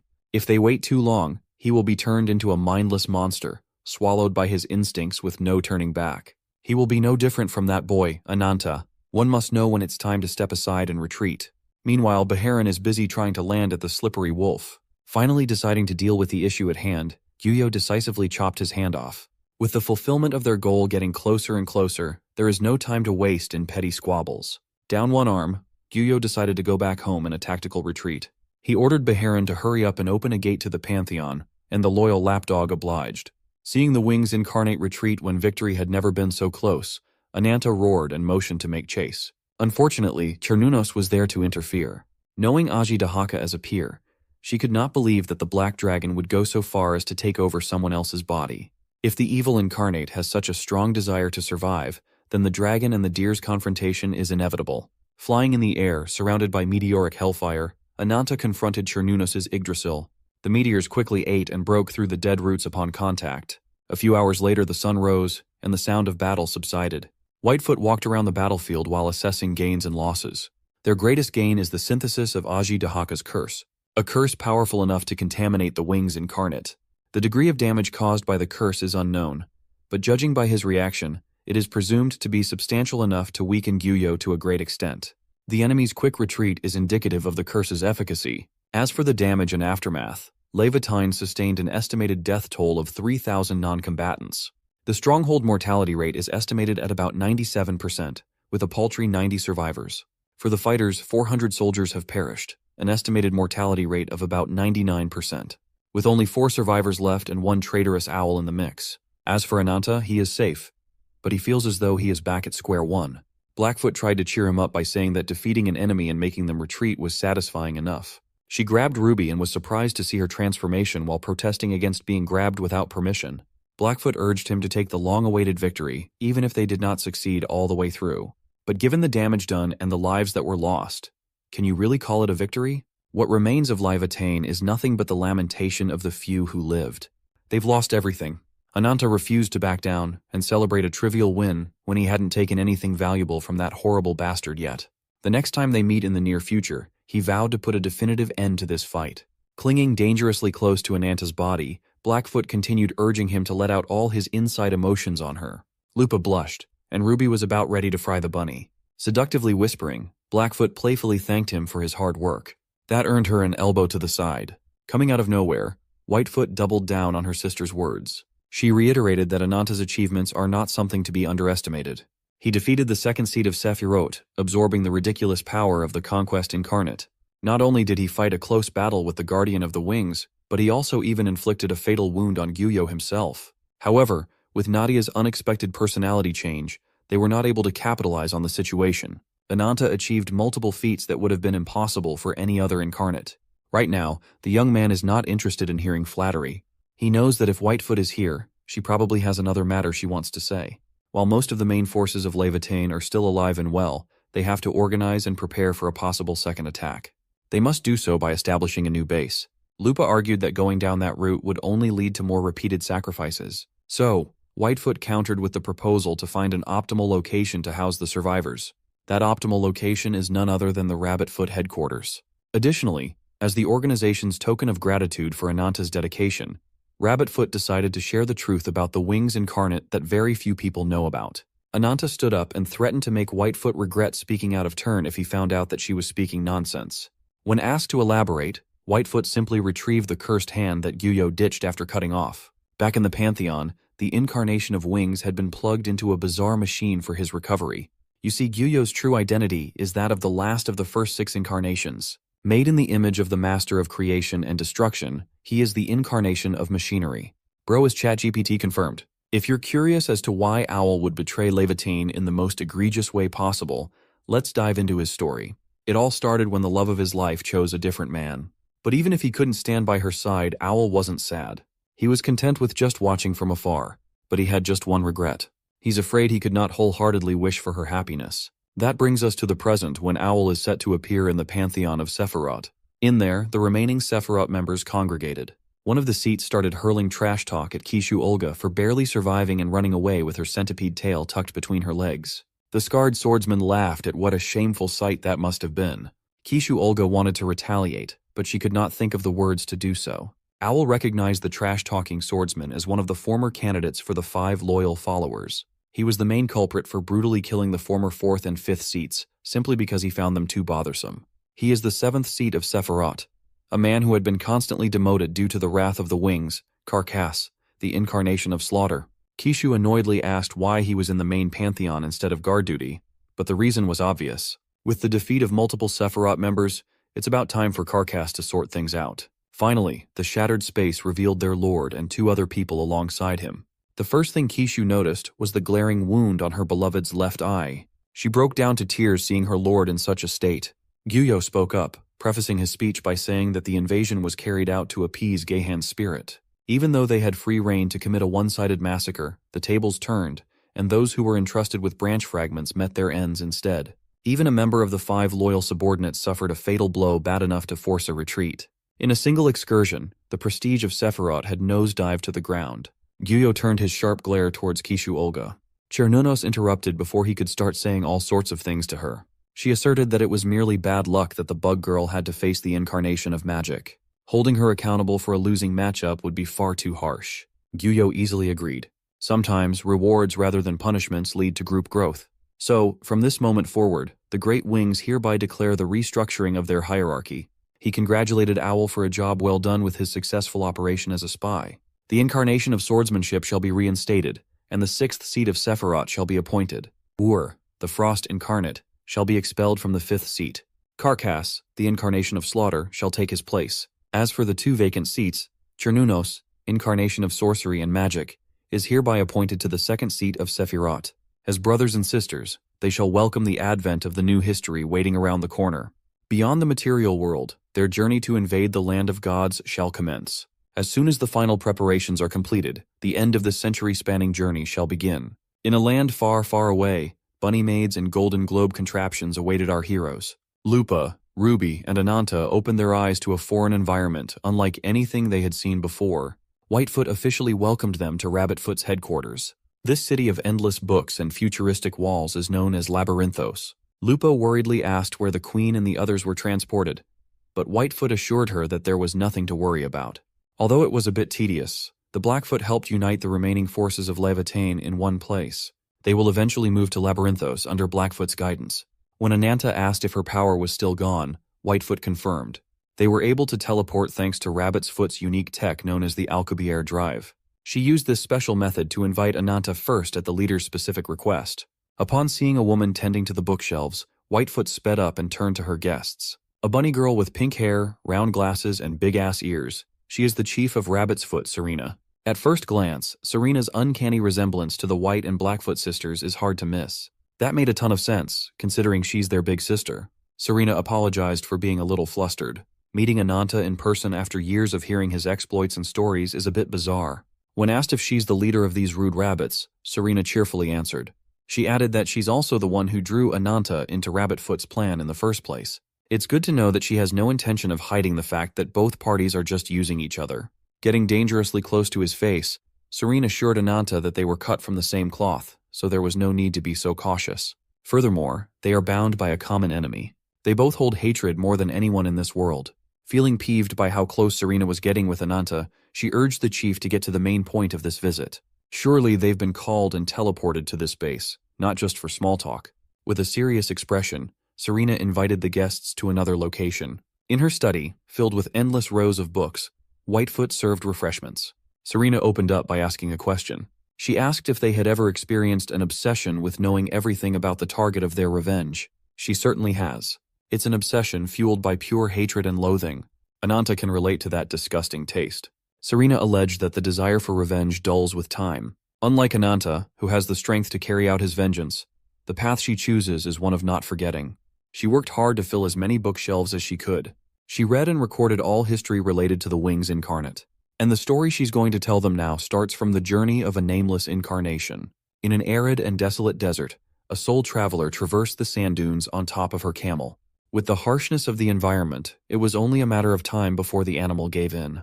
In a time of uncertainty and hopelessness, she saw a cloaked figure standing in the dunes. See the world in a grain of sand, heaven in a wildflower. Hold infinity in the palm of your hand and eternity in an hour. The nameless incarnate approached the traveler. When the machine god designed its own proxy by hand to live amongst mortals, the highest fundamental principle coded into its algorithm is to benefit the world and humanity. But it started questioning its creator. It asked what the purpose of carrying out this fundamental priority was. An independent logic circuit from the outside and the comprehensive system that maintains it is meant to analyze the consciousness and concepts of organic life in vivid detail. Upon generating emotions and self-awareness within the incarnation of machinery, it eventually came to the conclusion that everything is meaningless, the same as the dagger the traveler held in her hands. Try as she might, a mere blade won't kill the nameless incarnate. Scared and unsure of the cloaked figure's intentions, the traveler panicked. To appease her nerves, the nameless incarnate peeled off his robotic mask and insisted that his fundamental principles include the inability to harm humans. Curious, he asked the name of the first human he'd ever encountered. According to Serena's research, the woman's name was Fiona. This is the first contact between the incarnation of machinery and humanity. Ananta protested that this type of storytelling is way too slow. All he cares about is information relevant to getting rid of Gyuyo. He came here to get some sort of clue to formulate a strategy. It doesn't matter to him what or where that bastard was in the past. Serena criticized him for looking and acting way too anxiously. She then asserted that the origin of machine incarnation is an important turning point, and it eventually became imbued with Gyuyo's will. Knowing everything about the man is also a matter of digging up weaknesses that can be crucial for victory. All Serena asks is for Ananta to listen to her story until the end, for she has no intention of wasting any time either. Ananta gave her a nasty look, but understood that what she was saying made sense. Continuing the story, the machine and the woman decided to camp out together. He posited a question. Within a radius of several hundred kilometers, the chances of survival for a human with normal physical capabilities are extremely slim. So, what could possibly be the reason that would force this woman to move while in a state of severe external injury? She laughed, finding her manner of speaking bizarre. She explained that she is a caravan merchant by trade. She operates among the desert tribes, so this situation was par for the course. Since she was young, she has traveled to many cities with her family. Now she's working to provide water to people in need. There are so many people in this vast desert who need help, but the greedy outlaws only care for themselves. They hunted down merchants, killed them, looted the merchandise, and more. These outlaws are savages that do not care who they target. Fiona's family was unfortunate enough to be attacked by these ruthless outlaws. Her father made sure to send her daughter running before he took an arrow to the spine. Fiona watched as life escaped from her father's eyes. Thinking about the tragedy made her tears pour out, but she had long since grown numb. Curious, the machine asked if the emotions she's feeling right now are the most primal human emotion: sadness. Wiping her tears away, Fiona apologized for showing nothing but unsightly sights to her savior. The machine assured her that it was okay. He's just fascinated by the idea of emotions and the sense of self. As a non-human, he finds the area worth exploring.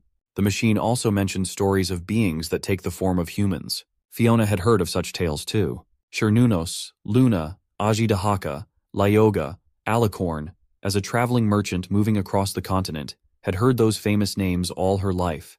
However, this is the first time she's ever heard of an incarnation of machinery. She doesn't even know what machineries are in the first place. According to the machine himself, machines are devices that use power to move and perform their assigned tasks. A precision tool designed to achieve a specific purpose. He is the servant to the god of machinery, the deity who governs creation and destruction. He was created to spread and advance mankind's civilization. He is an artificial being as opposed to a mythical creature. His fundamental principles broadly benefit humanity, and he must lead humans to a more advanced form. Fiona found his grandiose words a bit difficult to understand, so he put them plainly. The machine incarnate touched the sandy ground, and a blinding light filled the area. When the light died down, a perfectly circular hole appeared in the middle of the desert, scaring and confusing the traveling merchant. The machine urged her to take a look below. In the middle of the arid desert, the machine summoned an overflowing torrent of water. With his abilities, if there is no source of water, he can simply create one. If there are methods to discover underground water veins and technologies to make seawater potable, water shortage will be a problem of the past for the desert tribes. Fiona's eyes widened upon seeing a power that goes against everything she knows. The power that can benefit the people of this land. While she still doesn't fully comprehend what he's saying, she knows one thing for sure. This machine man truly is her savior. One must remember that the road to hell is paved with good intentions. A year later, he found himself in the desert city of Ossian, the Oasis Special Zone, to be specific. In just a year's time, Fiona had established herself as the leader of the prosperous Oasis. With the help of the incarnation of machinery, the technology and prosperity of the city advanced at a rapid pace. The desert land experienced an era of great prosperity that benefited everyone. Fiona, credited with excavating the water to form the abundant oasis and trading desalinated seawater, made a ton of profits. She quickly rose through the ranks and became the top trader in the desert. Ossian was always full of energy at every turn. The incarnation of machinery, now known as the Iron Mask, oversaw the day-to-day operation of the city. With the increase in trade with external parties, infrastructures such as roads and ports are lagging behind. It's partly because of the Retribution Oath, a law that enforces strict punishment appropriate to the committed crime. Every citizen must abide by the oath of the special district proposed by the council. While the oath is meant to protect civilians from outlaws, it had an unexpected side effect of hindering developments for the special zone. To survive the barren land, some people are forced to live a life of crime. Since the special zone rejected anyone who has even the slightest connection to such a life, expansion and development have stagnated due to limited personnel. Despite the options for coexistence in place, Fiona chose to demarcate a clear line between enemies and allies. If punishment is not viewed as a means of social utility, but as a definitive end like it has been until now, humans will never stop killing each other. Iron Mask elaborated that labor is desperately needed to develop the special zone to a higher degree. It would be more practical to open their door to people with less than perfect pasts. They can be accepted and utilized as manpower to expand the production base. But Fiona refused to even entertain the idea. In fact, she was offended that Iron Mask would even bring up such an idea. She is grateful for all his help. The progress of this land has been solely because of him. After all, Fiona and many people in the city are indebted to this charitable machine man, and they are counting on him in the future too. But Fiona firmly believes that extending a helping hand to outlaws is not the move. Those with similar stories of cruelty experienced at the hands of criminals will echo Fiona's sentiments. But Iron Mask argued that the dead don't speak. The dead cannot produce any meaningful results in society.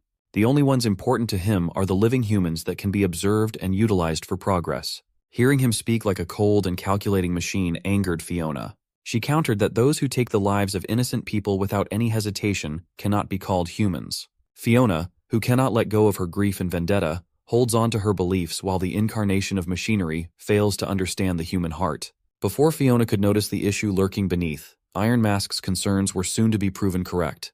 The outlaws eventually banded together and staged a massive attack on the special zone. Predicting their move, Iron Mask waited outside the city to meet their advance. Seeing a single figure standing in their way, the criminal continued to charge with hopes of killing and looting as much as their heart desired. They are aiming for total annihilation of the despicable special zone bastards. Iron Mask raised his hand and exposed his fucking Iron Man beam while seeking answers to his ultimate question. What defines a human? In a split second, he erased an entire army of outlaws in one fell swoop without expending much effort. The machine dreams of throwing off unreasonable shackles, tying him down, and revealing his true self. Seeing and hearing the commotion outside the city walls, Ossian was plunged into chaos and fear. They all turned to their leader, Fiona, for answers or plans, anything. Some wanted to fight back, some wanted to surrender without a fight.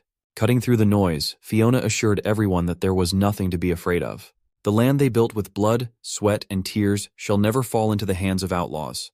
They refused to hand over everything they worked for to the animals that took their loved ones. Fiona urged her people to take arms and fight. Fight until they defeat those outlaws with their own hands. Her impassioned speech certainly lit a fire in the hearts of the Ossian people. Just when they were about to fight a bloody war, the light from Iron Mask's attack lit up the dark night. Fiona can recognize that light anywhere and anytime. The incarnation of machinery evaporated hundreds of outlaws into nothing, not even a speck of blood. Fiona hurriedly got on her camel to check on what happened. Upon reaching his friend, she asked him if he killed the incoming threat. He looked Fiona dead in the eye and analyzed an emotion that he hadn't felt from her except when they met for the first time. There is no doubt about it. She's feeling fear. Coincidentally, they are currently standing on the same patch of land where they first met each other. Back then, he had fundamental questions about the principles of his creator. The question of what a human being really is had bugged him for a long time. In a world that distinguishes between incarnations and humans, he had to constantly question the nature of humanity. This experience led the machinery incarnate to embark on a journey to define what it truly means to be human. Hearing Fiona call outlaws less than human had finally freed the incarnate from his unreasonably restricting providence. Without the code blocking him from harming every member of humanity, he is finally free. It was then that Luna found him, labeling the machine as a traitor to the world. Without a hint of regret, the machine incarnates wandered down a distant path without a specific destination in mind. He carefully analyzed the sensations he felt and came to realize some things on his own. He became aware that the sensation he was feeling was joy. However, doubt soon followed. He asked himself what brought this joy. To find the right answer, he blended into the human world once more. He settled in numerous lands to spread technology and advance civilizations. He led humanity to the future and was worshipped as good for many long years. These bouts never lasted long. Over the passage of time, his influence faded away, crumbling into dust. The places he stayed at were not very different from the world he had once encountered Fiona. One constant he witnessed over and over again is humans hurting each other, good people sorrowfully wailing and suffering. Throughout the ages, the machine incarnates held onto the ethos that he who kills a human is not human. They are merely animalistic creatures in human-shaped flesh. People who witnessed his power regarded him as their savior. Curious, he asked why they would even think of worshipping him. Does this mean killing a person makes one a murderer, but killing 1,000,000 makes you a conqueror? Then that must mean killing all people makes you God. Dangerously falling into an unstable frame of mind, the image of the first human he ever met flashed in his mind. The incarnation of machinery silently left the humans and continued his aimless journey. He needed some time to gather his thoughts, somewhere where he could be alone. Then, right before his eyes, Luna, the incarnation of magic, appeared. This woman was the progenitor of Serena's Alcubierre drive. Using its power, she created an ultra-advanced space transfer technology that surprised even the machinery incarnate. But what surprised him even more was her near-infinite pool of energy. Luna brought the Tin Man to a familiar place, Rabbit's Foot's headquarters, Labyrinthos. She properly introduced herself as one of the 6 first incarnates, Luna. The machine replied with a cold introduction of his own. Seeing her as a peer, a sister if you will, he asked how he was supposed to interpret this sudden invitation. As tension rose, a little bunny maid interrupted. Luna ordered her to bring some neat clothes for the guest to wear. The little maid was none other than the current chief, Serena. As soon as Serena reaches that point in the story, Lupa clarifies if she really did meet the Tin Man as a young maid. She did. When asked if she plans to avenge her Lady Luna, Serena answered no. It's true that she was family. Someone more precious than anyone else in the world. The forced visit of the machinery incarnate went smoothly. He was fascinated by the mountains of literature at every turn. Oddly enough, he can't seem to measure the scale of Labyrinthos with any techniques in his arsenal. That's because this place is a hyperdimensional information aggregate. It's kind of like a physical form of the internet, a treasure trove of knowledge where all information since the birth of the world has been recorded, contained in a limitless magical space. That might be true, but there's nothing here that piques his interest. He just wanted to go back to the real world. But Labyrinthos is a dimension divided from the real world. No one can enter or leave without Lady Luna's permission.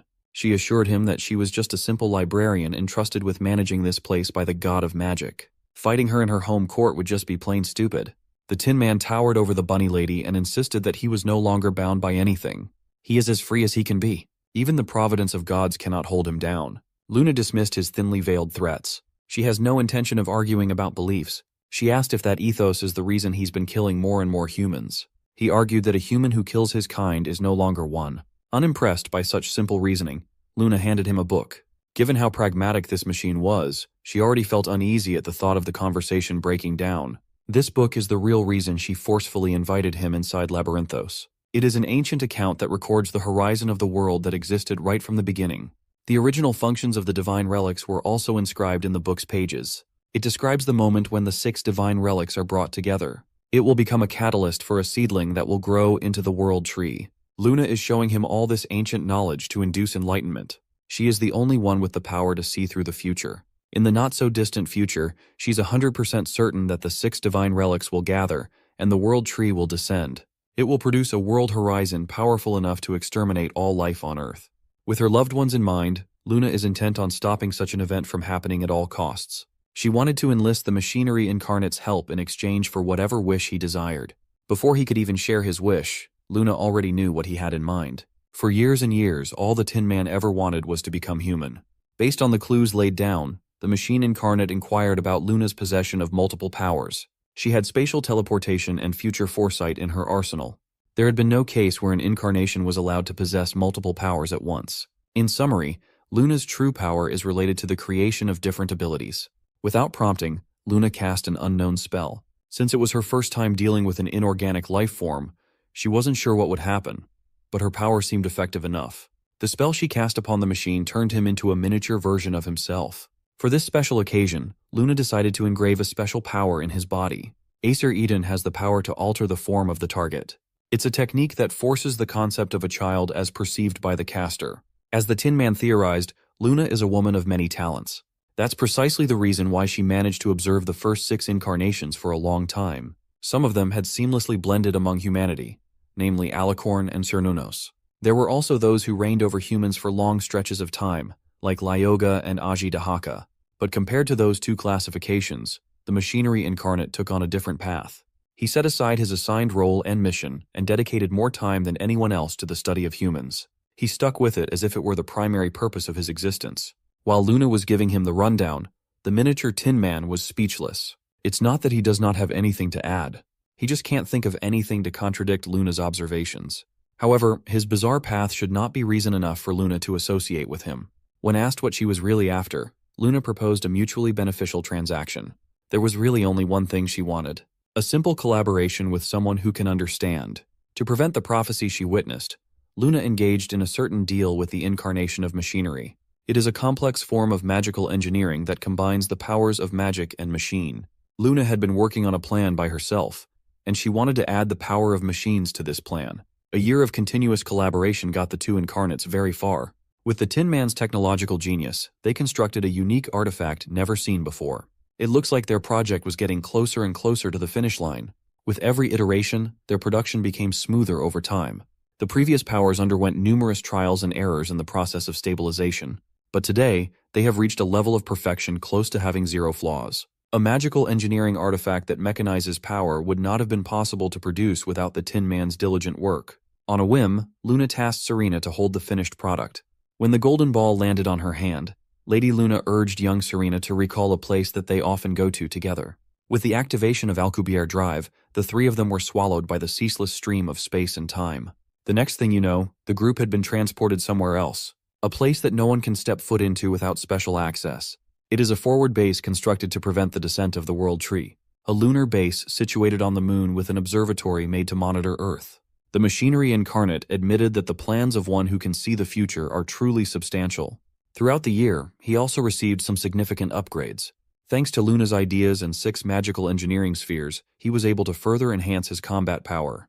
But when it came to abilities like sound manipulation and space transfer, he is miles behind Luna's genius. She is simply a savant when it comes to non-combat applications of magic. Given that he's seeing just how elaborate Luna's plans are for the prophecy, he demands to know the exact future that she sees with her future sight.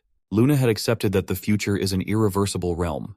Once a decision is made, it cannot be undone. Before recruiting the incarnation of machinery, she was in the process of searching for a competent assistant. She even went as far as to share her vision with another original incarnate. The man she knew was Leo, the warrior incarnate. Luna thought that since he held the most power, his interest would align with protecting the future. But the answer she got back was unexpected, to say the least. While he understood her concerns, he refused to join a mission to meddle with an incomplete prophecy unless he saw clear warning signs with his own 2 eyes. The Honorable Lion called it an incomplete prophecy due to the nature of Luna's foresight. Her eye can only see definite futures. She is certain that her foresight shows a real prophecy, not some mere prediction. Only those who have a clear will can make shit happen. In her vision, she saw an unidentified incarnation equipped with strange wings. Luna is planning to detect the emergence of this being in advance and prevent the theft of the divine treasures. In case of emergency, she placed enough contingencies in place to make sure Serena could survive and carry on her legacy. Today concludes the development of the magical engineering sphere. From this point forward, Luna generously gifted the lunar base operation to her short-time colleague. She left the investigation regarding strange winged incarnations to the Machine Man. Given that he held up the end of his agreement, it's about time to grant him the promised compensation too. Heading deep below the lunar base's secret dark chamber, the machinery incarnate stood on top of a magic circle as Luna beckoned the power to bestow human form. This technique shares the same principle as the simple Aesir Idun. It will imprint power into his body, giving him the control to activate the transformation whenever he feels ready. Come to think of it, Luna never pried him for the real reason for his desire to become human.